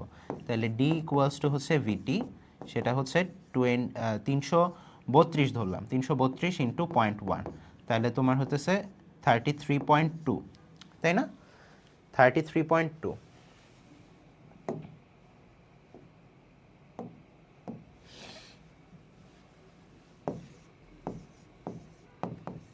33.2, তাই না? তো 33.2 যদি হয়, তো এটা থেকে তুমি 25 মাইনাস করো। 33.2 মাইনাস 25, আচ্ছা 33 ধরো, 33 থেকে যদি তোমার 25 মাইনাস হয়, তাহলে থাকতেছে হলো 5 আর 3 8, তো 8-এর কাছাকাছি অ্যাকচুয়ালি 8.5 মিটার। তারপরে তোমার পানিটার উচ্চতা, না আমরা আসলে এইভাবে হিসাব করলে একটু ঝামেলা আছে। সর্বোচ্চ কত উচ্চতায় পানি থাকলে প্রতিধ্বনি শোনা যাবে? অ্যাকচুয়ালি শোনার জন্য তো তোমার 33 মিটার ডিস্টেন্স মানে অতিক্রম করাই লাগবে, তাই না, মিনিমাম। সো অ্যাকচুয়ালি 33.2কে অ্যাকচুয়ালি 2 দিয়ে ভাগ দাও। কারণটা কি? কারণ হচ্ছে ধরো এটা হচ্ছে কূপ, ফার্স্টে তো তোমার এটা 25 মিটার ছিল, তো ফার্স্টে এখানে নামতো, এখানে এসে চলে যেত, প্রতিধ্বনি শুনতে পাইতো, তাই না? সো তোমার অ্যাকচুয়ালি ওইখান থেকে হিসাবটা করলে মনে হয় ভালো হয়। চিন্তা করে দেখো তো তোমরা, একটু আবার জানাও, কমেন্টে জানাও তোমাদের মনোভাবটা, আমি একটু জানি, আমি সব বলে দিতেছি অ্যাকচুয়ালি কিছুই তোমাদের কোনো কাজই লাগতেছে না। সো এই জিনিসটাও অ্যাকচুয়ালি উচিত না, সবাই একটু থাকলে ক্লাসে এই জিনিসটা ইন্টারঅ্যাক্টিভ হয়, ভালো লাগে। কমেন্ট সেকশনে জানাও, আমি দেখতেছি। কেউ একজন বলো।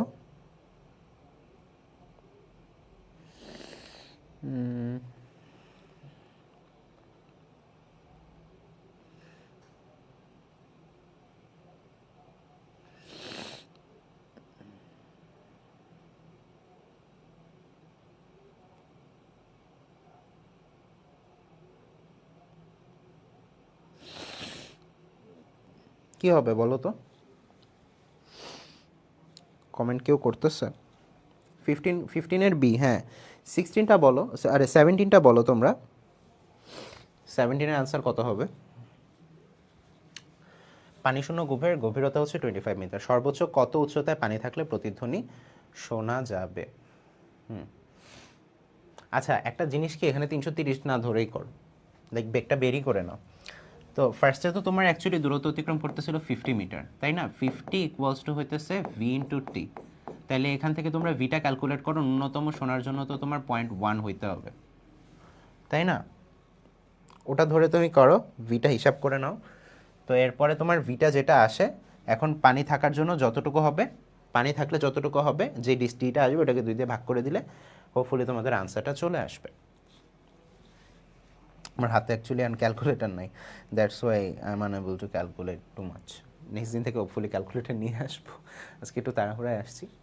আমি একটা মিটিংয়ে বিজি ছিলাম, ওখান থেকে আসতে একটু সময় লেগে গেছে, তাই লাইভটা শুরু করতে একটু দেরি হয়েছে। আচ্ছা, 72 কিলোমিটার পার আওয়ার। আচ্ছা, যখন কিলোমিটার পার আওয়ারে থাকবে না, এটাকে তোমরা জাস্ট 3.6 দিয়ে ডিভাইড করে দিবা। 3.6 দিয়ে ডিভাইড করলে কত আসে?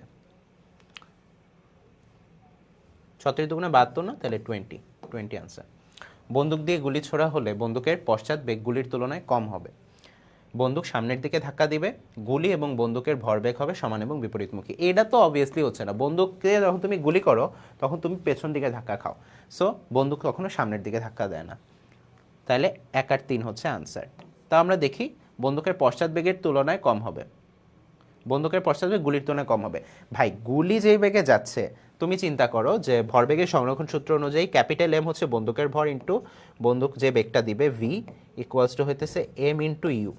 ইউটা হইতেছে তোমার গুলির বেগ, আর এমটা হইতেছে গুলির ভর, আর ক্যাপিটাল এমটা হচ্ছে বন্দুকের ইয়ে। তাহলে এই ভিটা তুমি চিন্তা করো, এই ভিটা অবভিয়াসলি এটা থেকে কম হবে, কারণ এম তো অলরেডি ছোট।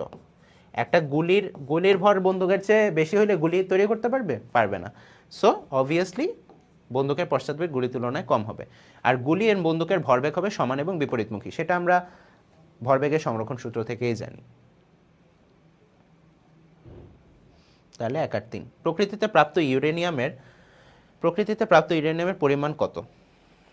বলো তো, প্রকৃতিতে প্রাপ্ত ইউরেনিয়ামের পরিমাণ কত? 24 এর ইয়ের আনসার কত? 17 এর ডি হবে।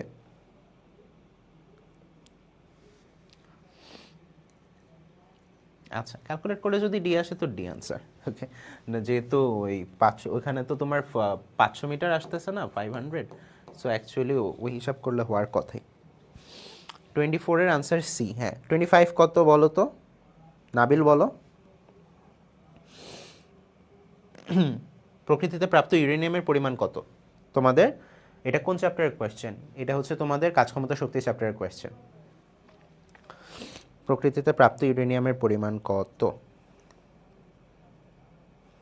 বলো তো? যারা যারা আমাদের এই লাইভটা দেখতেছো সবাই একটু কাইন্ডলি শেয়ার করে দাও, সবাই একটু শেয়ার করে দাও।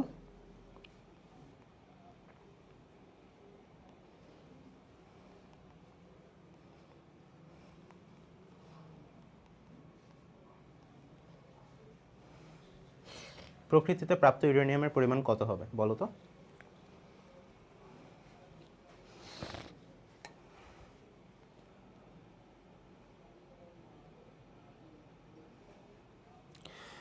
ইউরেনিয়ামের অনেকগুলো আইসোটোপ আছে, আমরা একটু ছোট ছোট করে কথা বলি। ইউরেনিয়ামের আইসোটোপগুলোর মধ্যে আছে হচ্ছে তোমার ইউরেনিয়াম 238, ইউরেনিয়াম 235, আরেকটা আছে হচ্ছে তোমার ইউরেনিয়াম 234।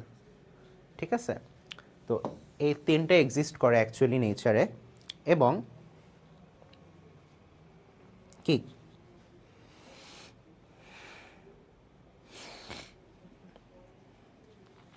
বলো বলো, নিউক্লিয়ার জ্বালানিতে যেটা ইউজ করে, যে ইউরেনিয়ামটা নিউক্লিয়ার জ্বালানিতে ইউজ করে, দ্যাট ইজ ইউরেনিয়াম 235, এবং এইটা প্রকৃতিতে অ্যাকচুয়ালি 0.7% পরিমাণে এক্সিস্ট করে। ওকে,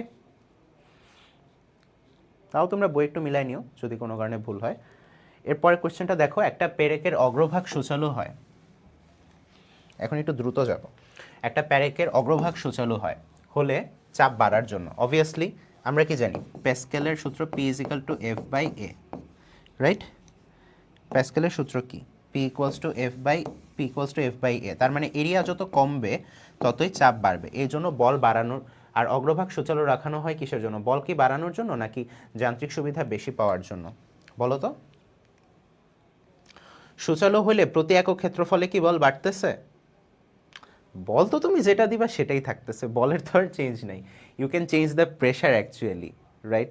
প্রেশারটা বাড়তেছে, বল বাড়ানোর জন্য এটা অ্যাকচুয়ালি ঠিক না। কোনো কোনো জায়গায় হয়তো অনেকে বলে যে বল বাড়ানোর জন্য this is a right criteria, but no, এখানে বল বাড়তেছে না, যান্ত্রিক সুবিধা বেশি পাওয়ার জন্য। হ্যাঁ, অবভিয়াসলি এখানে তুমি যান্ত্রিক সুবিধা বেশি তো পাবা, তুমি কম পরিমাণ বল দিয়েও চাপ বেশি পেয়ে যেতে পারো। তোমার এফ যদি ফিক্সড হয়, তাহলে P is proportional two 1/a। তার মানে তোমার এ এর ভ্যালুটার উপরেই পি এর ভ্যালুটা ডিপেন্ড করতেছে। এ তুমি যত কমায় দিবা পি তত বাড়তে থাকবে। তো যান্ত্রিক সুবিধা তো তুমি এমনি পাচ্ছ। তো তুমি ফোর্স যদি আগে 10 নিউটন দিয়ে থাকো, ঠিক না করার কারণে তুমি 10 নিউটনের জন্য প্রেশার বেশি পেয়ে যাবে। সো তোমার আনসার হচ্ছে 1/3।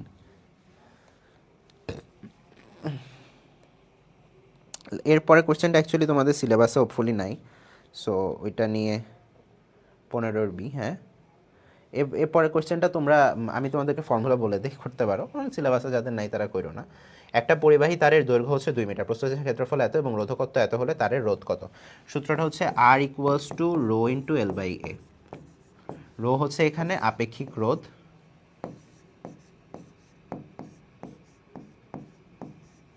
আপেক্ষিক রোধ, আর তোমার এখানে এল আর আছে এ। এল কি আর এ কি? এল হচ্ছে দৈর্ঘ্য তারের, এ হচ্ছে তারের প্রস্থচ্ছেদের ক্ষেত্রফল। এটা যদি একটা তার হয়, এই তারটাকে এই বরাবর তুমি ক্রস সেকশন করলা, এই যে মনে করো এই এই গোল অংশটা যে পাইলা, একটা স্লাইস পাইলা, এই স্লাইসটার যে ক্ষেত্রফল πr², এইটাই হচ্ছে এ, এইটাই হচ্ছে এ বা এরিয়া। সো এইটাই তুমি এমনি বের করতেছো, rho is equal to R into L/A। তো এটার আনসারটা বের করে জানাইতে পারো আমাকে কমেন্ট সেকশানে তোমরা। 16 কি হবে? 16 তোমরা তোমাদের সিলেবাসে নাই, আই নো 16 তোমাদের সিলেবাসে নাই, বাট দিলাম আর কি, জাস্ট জেনে রাখার জন্য। ঠিক আছে, যেহেতু নাই, যেহেতু পড়ো নাই, প্যারা নাই, পরের স্লাইডে চলে যাই আমরা। নিচের কোনটার আপেক্ষিক রোধ বেশি? টাংস্টেনের আপেক্ষিক রোধ কিন্তু অনেক বেশি হয়। তুমি টাংস্টেনের দেখছো না? টাংস্টেন আমরা আগে যে বাল্বে পড়তাম না, এরকম আমাদের বাসায় যে এরকম ইয়েলো কালারের বাল্বস থাকতো, আমাদের বাসায় এরকম ইয়েলো ইয়েলো বাল্বস থাকতো, এইটার মধ্যে অ্যাকচুয়ালি ইউজ করতো টাংস্টেন। এটাকে আমরা বলি টাংস্টেন তার। টাংস্টেনের আপেক্ষিক রোধ অনেক বেশি হয়। আর এখানে কোনটা হবে আনসার? রূপা, সোনা, গ্রাফাইট নাকি তামা? অ্যাকচুয়ালি তামাই বেশি। কারণ কি? তামাটা হচ্ছে আমাদের বাসা বাড়িতে আমরা ইউজ করি। এটাও তোমাদের সিলেবাসে নাই, দিলাম আর কি। 1 টেরা মানে কত বলো তো? টেরা মানে কত? টেরা, ওই টেরা না, একক টেরা।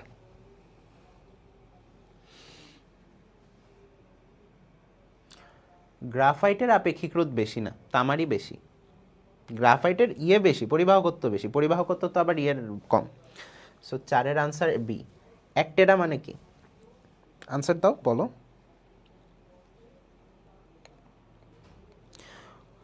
1 টেরা মানে কত?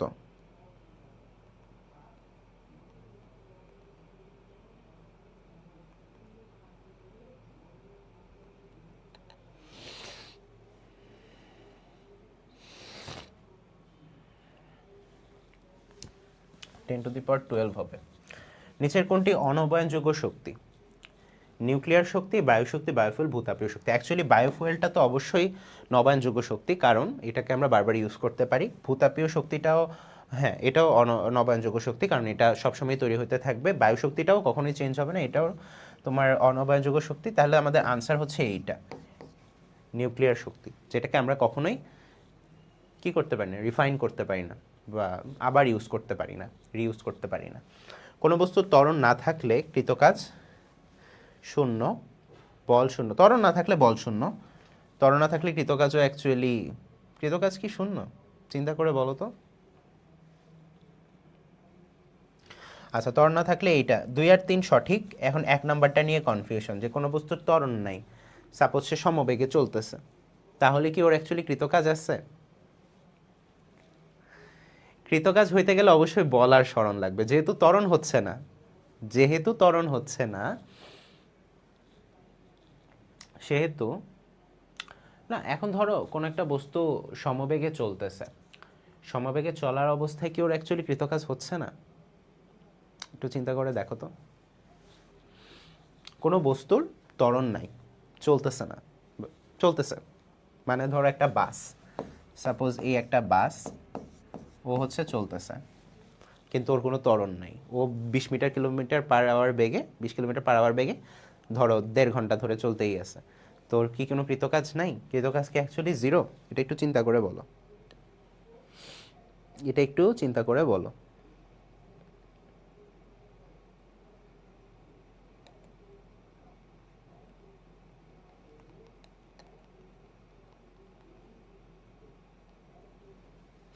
ত্বরণ না থাকলে কি কাজ শূন্য?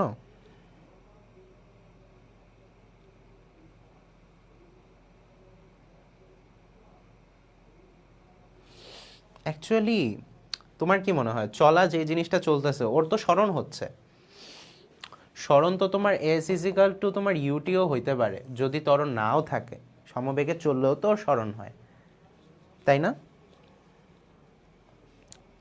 এখন গাড়ি ধ্রুববেগে চলতেছে, ধরো ওর উপরে মনে করো ইঞ্জিন তো কাজ করতেছে,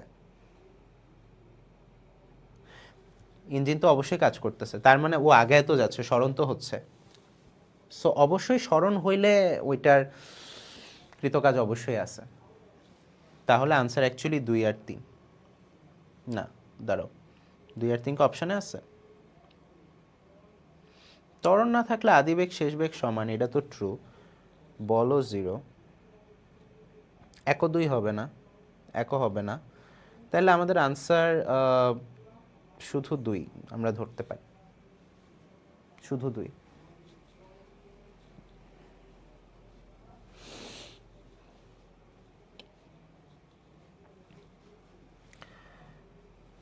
তার পরেরটা আমরা আসি।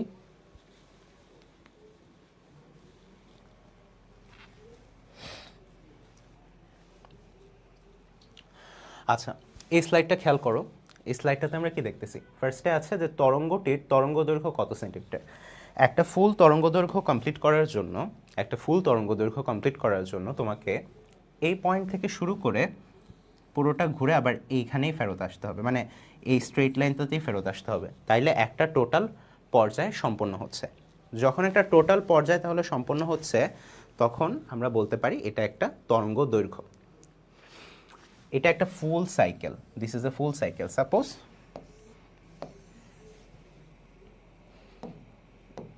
এটা হচ্ছে তোমার একটা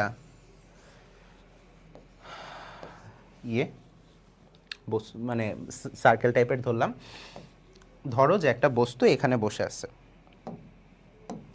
একটা অবজেক্ট এখানে প্লেস করলাম আমি, তখন অবজেক্টটা যখন এখন এখানে আমি আবার দূরত্বটা মাপতেছি, যখন ও এখানে নিচের দিকে নামতেছে, এখানে সাপোজ উপরের দিকে উঠতেছে, যখন এইখানে আসলো তখন ও হাফ সাইকেল কমপ্লিট করে ধরো এইখানে আসছে, দিস ইজ কত? This is 90 degree. তারপরে ধরো আবার এতটুকু গিয়ে আরও 90 ডিগ্রি অতিক্রম করে এখান থেকে এইখানে আসলো, আবার 90 ডিগ্রি গেল এইখানে আসলো, আবার 90 ডিগ্রি গেল এইখানে গেল, তার মানে টোটাল 360 ডিগ্রি ও কিন্তু পথ অতিক্রম করে ফেলছে। সো সে যেহেতু 360 ডিগ্রি পথ বা 2 পাই পরিমাণ রেডিয়ান কোণ অতিক্রম করে ফেলছে, that's why we can call it full wave. তার মানে এটা একটা পূর্ণ তরঙ্গ। তাইলে এটার তরঙ্গ দৈর্ঘ্যটা কত? এখানে কয়টা আছে? একটা, দুইটা, আড়াইটা, 2.5। ওকে, 2.5, 2.5 ইকুয়ালস টু কত? 10। তাইলে 1 ইকুয়ালস টু কত? 4। তার মানে 4। তাহলে আনসারটা হবে এখানে 4। বলছে চিত্রে কোন বিন্দুতে তরঙ্গ সৃষ্টিকারী কণার শক্তি হচ্ছে সর্বাধিক? চিত্রের কোন বিন্দুতে তরঙ্গ সৃষ্টিকারী কণার এনার্জি বা শক্তিটা হচ্ছে ম্যাক্সিমাম? কত? এ অ্যান্ড কিউ, এ বিন্দু এবং কিউ বিন্দুতে, এ বিন্দুতে এবং কিউ বিন্দুতে না, পি বিন্দুতে এবং আর বিন্দুতে, এটাও না, আর হচ্ছে এম বিন্দুতে এবং সি বিন্দুতে। হ্যাঁ, এইগুলো হচ্ছে অ্যামপ্লিটিউড বিন্দু। বিস্তারে হচ্ছে কিটা সর্বোচ্চ থাকে? বিস্তারে হচ্ছে তোমার এনার্জিটা ম্যাক্সিমাম থাকে। তাহলে আনসার হচ্ছে 3, এম আর সি। যারা যারা ক্লাসটা করতেছো, এখন অনেকেই করতেছো, কিন্তু ভাইয়া অপশানগুলো তো কোন অপশানগুলো ভাইয়া? নাবিল কোনটার কথা বলতেছো আরেকবার একটু বলো তো। নাবিল আমাকে শুনতে পাচ্ছ? 24, 24 অবশ্যই সি। নিচের কোনটি স্প্রিং ধ্রুবকের একক? স্প্রিং ধ্রুবক কি? F is equal to minus K X, তাইলে কে ইকুয়ালস টু কি? K equals to minus F by X. F হচ্ছে নিউটন আর এটা নিচে হচ্ছে মিটার, তাহলে হচ্ছে নিউটন পার মিটার। বুঝছি? পরেরটায় যাই।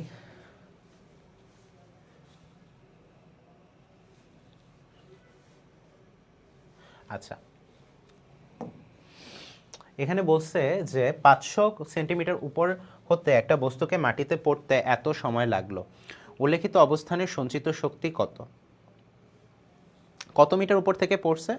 500 সেন্টিমিটার অবস্থানে, তার মানে ওর ওয়েট হইতেছে 0.20, পড়ছে হলো 0.5 থেকে, ইন্টু হচ্ছে 9.8। এখন আনসার যত আসে তত। কত আসার কথা অ্যাকচুয়ালি? উল্লেখিত অবস্থানে সঞ্চিত শক্তি তো এইটাই, জুলে আসবে। 20 গ্রামের একটা বস্তু এত সময় লাগছে।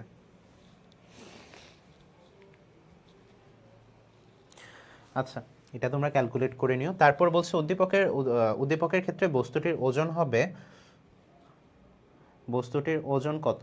হ্যাঁ, তুমি 20-কে 9.8 দিয়ে গুণ দাও। হ্যাঁ, এটাই হবে অবভিয়াসলি। 20, এখানে একটু গ্যাঞ্জাম আছে। 20 গ্রাম না, 20 ডিভাইডেড বাই 1000, তো তাই তোমার 0.02 কেজি। এখানে একটু ভুল করছি, ঠিক আছে? 0.02 কেজি।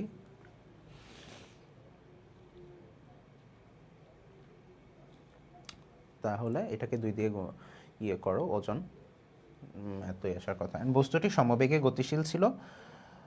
বস্তুটি কি সমবেগে গতিশীল ছিল? অ্যাকচুয়ালি চিন্তা করো, যখন মাটিতে পড়তেছিল কিন্তু ত্বরণে পড়তেছিল। কোন ত্বরণে? জি ত্বরণে পড়তেছিল নিচে। সো এটা কখনোই অ্যাকচুয়ালি সমবেগে ছিল না, এটা বেগ চেঞ্জ হচ্ছিল। বস্তুটিতে প্রবাহী ঘর্ষণ হয়েছিল। ইয়েস, বাতাসের মধ্যে দিয়েই তো পড়ছে, যেহেতু উপর থেকে ফালাইছে, বাতাস যেহেতু আছে, তার মানে এটা প্রবাহী ঘর্ষণ হয়েছিল। অ্যান্সার 1 আর 3।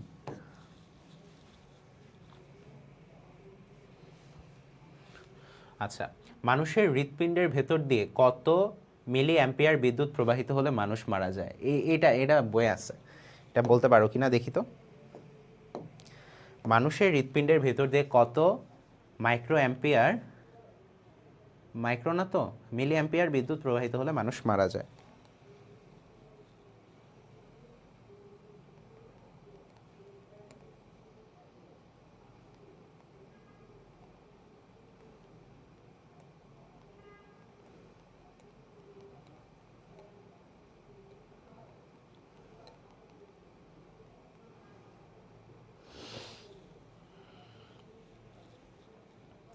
বলো, এটা আমি আনসারটা জানতে চাচ্ছি তোমাদের কাছে।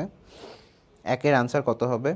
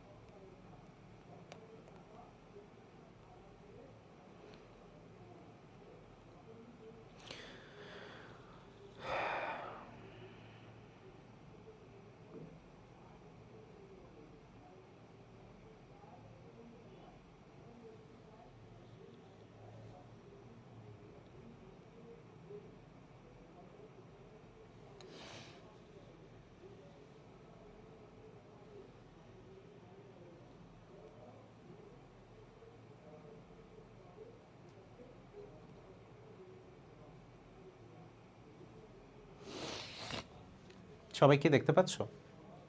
আমি একটু পাশে গিয়েছিলাম। মানুষের হৃৎপিণ্ডের ভেতর দিয়ে কত মিলি অ্যাম্পিয়ার বিদ্যুৎ প্রবাহিত হলে মানুষ মারা যায়? আনসারটা তোমরা দাও তাহলে।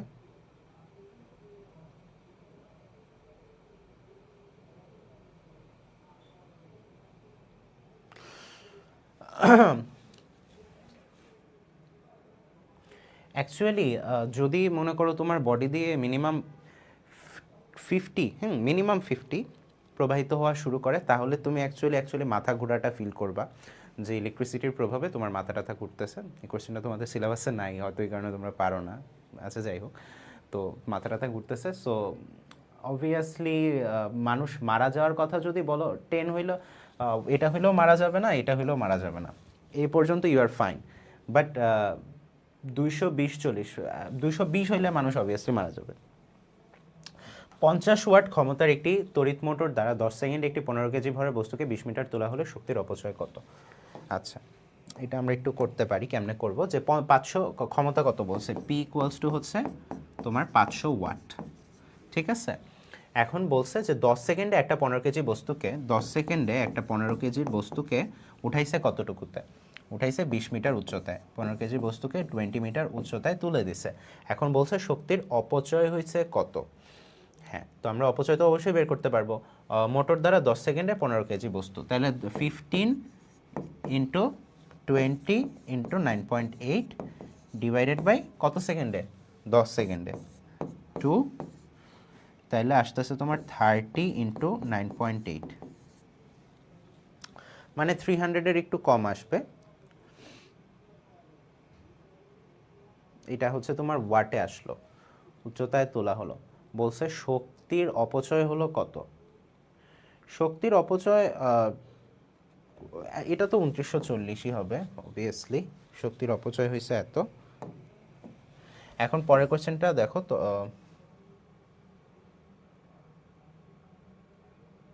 না অপচয়টা তুমি কেমনে বের করবা? লাইক ক্ষমতা তুমি তো 10 সেকেন্ডে তুলছো, ওয়েট, তাহলে তোমার 5000, আর তুমি খরচ করছো কত? খরচ করছো হচ্ছে গিয়ে 2940, তো দুইটাকে মাইনাস করলে থাকবে 2060 অ্যাকচুয়ালি। সো এটার আনসার এইটা, ওইটা না, এটার আনসার হচ্ছে 2060।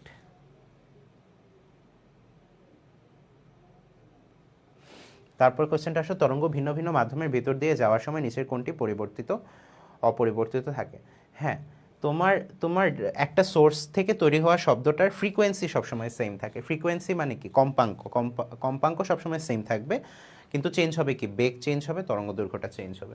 সো যেহেতু তরঙ্গ ভিন্ন ভিন্ন মাধ্যমের ভিতর দিয়ে যাচ্ছে কিন্তু একটা সোর্স থেকেই জেনারেট হয়েছে, তার মানে এটার কম্পাঙ্ক ইজ অলওয়েজ সেম। তারপরটায় যাই।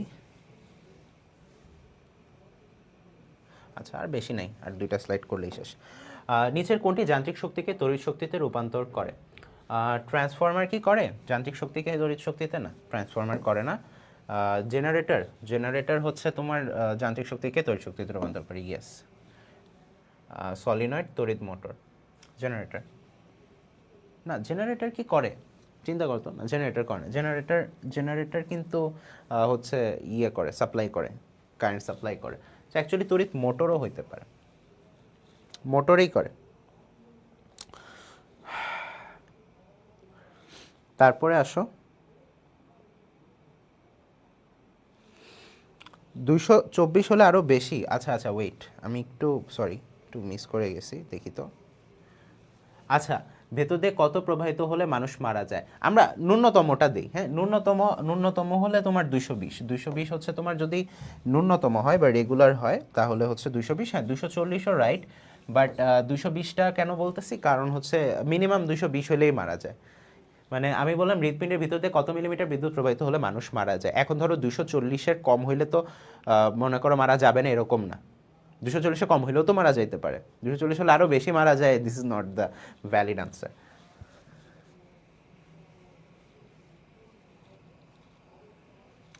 9-এর আনসার হচ্ছে এ। বলছি 5 ওহম মানের 4টি রোধকে সমান্তরালে যোগ করলে তুল্য রোধ কত হবে? 5 ওহমের 4টিকে সমান্তরালে যোগ করলে, তাহলে 1/5 ইন্টু 4, তাইলে আসতেছে 4/5। এটাকে উল্টায় দাও, তাইলে হচ্ছে 5/4।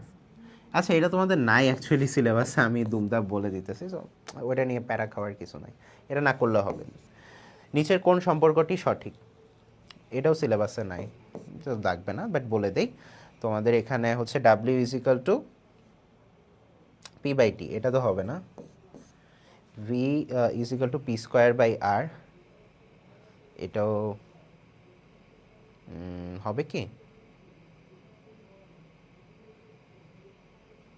এটাও হবে না, I is equal to P V, এটাও হবে না, এইটা হবে।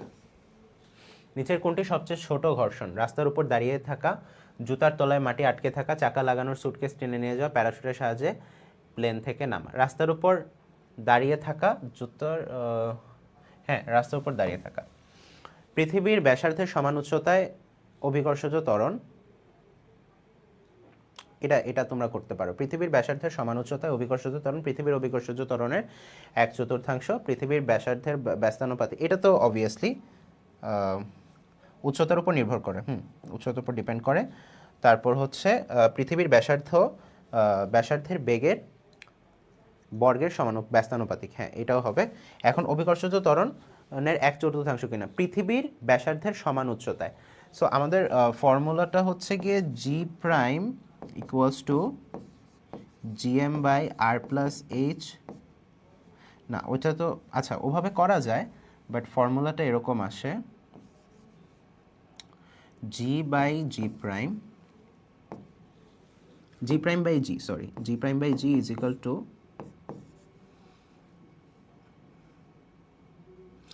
আর বাই আর প্লাস এইচ, এটার হোল স্কোয়ার। সো এখান থেকে যদি হিসাব করো, বলছে যে পৃথিবীর ব্যাসার্ধের সমান উচ্চতায়, তাইলে হইতেছে আর ডিভাইডেড বাই আর প্লাস ব্যাসার্ধের সমান উচ্চতায় আর প্লাস আর, তাহলে 2r মানে হাফ হোল স্কোয়ার, তাহলে হচ্ছে 1/4 ইন্টু জি, তাহলে G prime is equal to 1/4 into জি।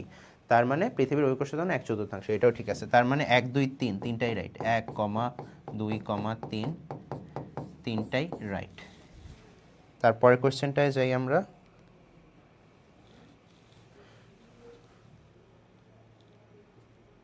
হ্যাঁ, এটাই লাস্টের 3টা কোয়েশ্চেন, 3টা করে আমরা ছুটি নিয়ে নিব। দেখো এখানে কি বলছে যে গাড়িটার ত্বরণ কত, এটা এসএসসিতে আসার মতো কোয়েশ্চেন। সেটা হচ্ছে যে তোমার এখানে 0 থেকে শুরু করতেছি আমরা 10 সেকেন্ডে এ পয়েন্টে গেলাম, 20 সেকেন্ডে বি পয়েন্টে গেলাম এবং 30 সেকেন্ডে সি পয়েন্টে গেলাম। দেখেই বুঝতেছো এটা সমত্বরণ, এটা সমবেগ আর এটা সমমন্দন। সো বলছে গাড়িটার ত্বরণ কত। ত্বরণ বের করা ইজি, একটা ঢাল বের করে ফেলো, তাইলেই হয়ে যায় অ্যাকচুয়ালি কাহিনী, তেমন কিছুই না। গাড়িটার ত্বরণ হচ্ছে, এখানে 2 ছিল, এখানে 4 ছিল, তাই না? 5 সেকেন্ডে 2, 10 সেকেন্ডে 4, তার মানে হতেছে del V divided by del T, তার মানে হচ্ছে 4 - 2 ডিভাইডেড বাই 5, তার মানে হতেছে 2/5। 2/5 হলে কত আসে? 1/5 হইতেছে 0.2, তাহলে 2/5 হইতেছে 0.4, তাই না? এটাই অ্যান্সার হোপফুলি। তারপরটা দেখো, সুষম বেগে গাড়ির অতিক্রান্ত দূরত্ব কত? সুষম বেগে গাড়ির অতিক্রান্ত দূরত্ব কত? এখান থেকে এইখানে গেছে, তো সুষম বেগ ছিল 4, তাহলে গেছে কত সেকেন্ড? 10 সেকেন্ড, তাহলে 40। তারপর বলছে মহাকর্ষীয় ধ্রুবক জি এর মান কত? 6.673 into 10^11 newton per metre square এই যে newton metre square KG inverse 2, এটা মনে। আচ্ছা, মহাকর্ষীয় ধ্রুবকের এককটা আমরা একটু ক্যালকুলেট করে ফেলি, যাদের মনে নাই উপকার হবে। এফ ইকুয়ালস টু হচ্ছে G m1 m2 divided by D square. তো অ্যাকচুয়ালি আমরা জি বের করতেছি, তাহলে হইতেছে F D square divided by m1 m2। F এর একক হইতেছে তোমার newton into metre square into KG inverse 2, তাই না? তাহলে এইটাই আনসার। তো এরপরে আর মনে হয় কিছু নাই। তো এই ছিল আজকে মোটামুটি আমরা একটা লাইভ ক্লাস করলাম। এখানে আমি মোটামুটি ইজি টপিকগুলোকে এমসিকিউতে ভাগ করে করে তোমাদেরকে একটু দেখা দেওয়ার চেষ্টা করছি। তো সামনে হচ্ছে আমরা আরও টপিক নিয়ে আলোচনা করব। তোমরা এরকম লাইভ ক্লাস যদি আরও পেতে চাও অবশ্যই জানাবে। তোমাদের সাথে আমরা আছি, তোমাদের সিকিউ এমসিকিউ এগুলো ক্লিয়ার করে দেওয়ার চেষ্টা করব। আমাদের সামনে যে কোর্সটা আসছে সেই কোর্সে তোমরা রেকর্ডেডভাবে ফুললি ফিজিক্সের প্রত্যেকটা চ্যাপ্টার খুব সুন্দরভাবে পেয়ে যাবা, এবং যদি প্রত্যেকটা ভিডিও সুন্দর মতো কভার করে তোমাদের বেসিক এমসিকিউ সিকিউ কোনো প্রবলেম থাকবে না। এবং তোমাদেরকে আমরা ম্যাটেরিয়াল প্রোভাইড করব সব ধরনের, আমাদের ওয়েবসাইটে তোমরা সব কিছু পেয়ে যাবা। তো আমাদের সাথে যুক্ত থাকো এবং সবাই খুবই খুবই ভালো থাকো। সবার জন্য অনেক দোয়া, শুভকামনা।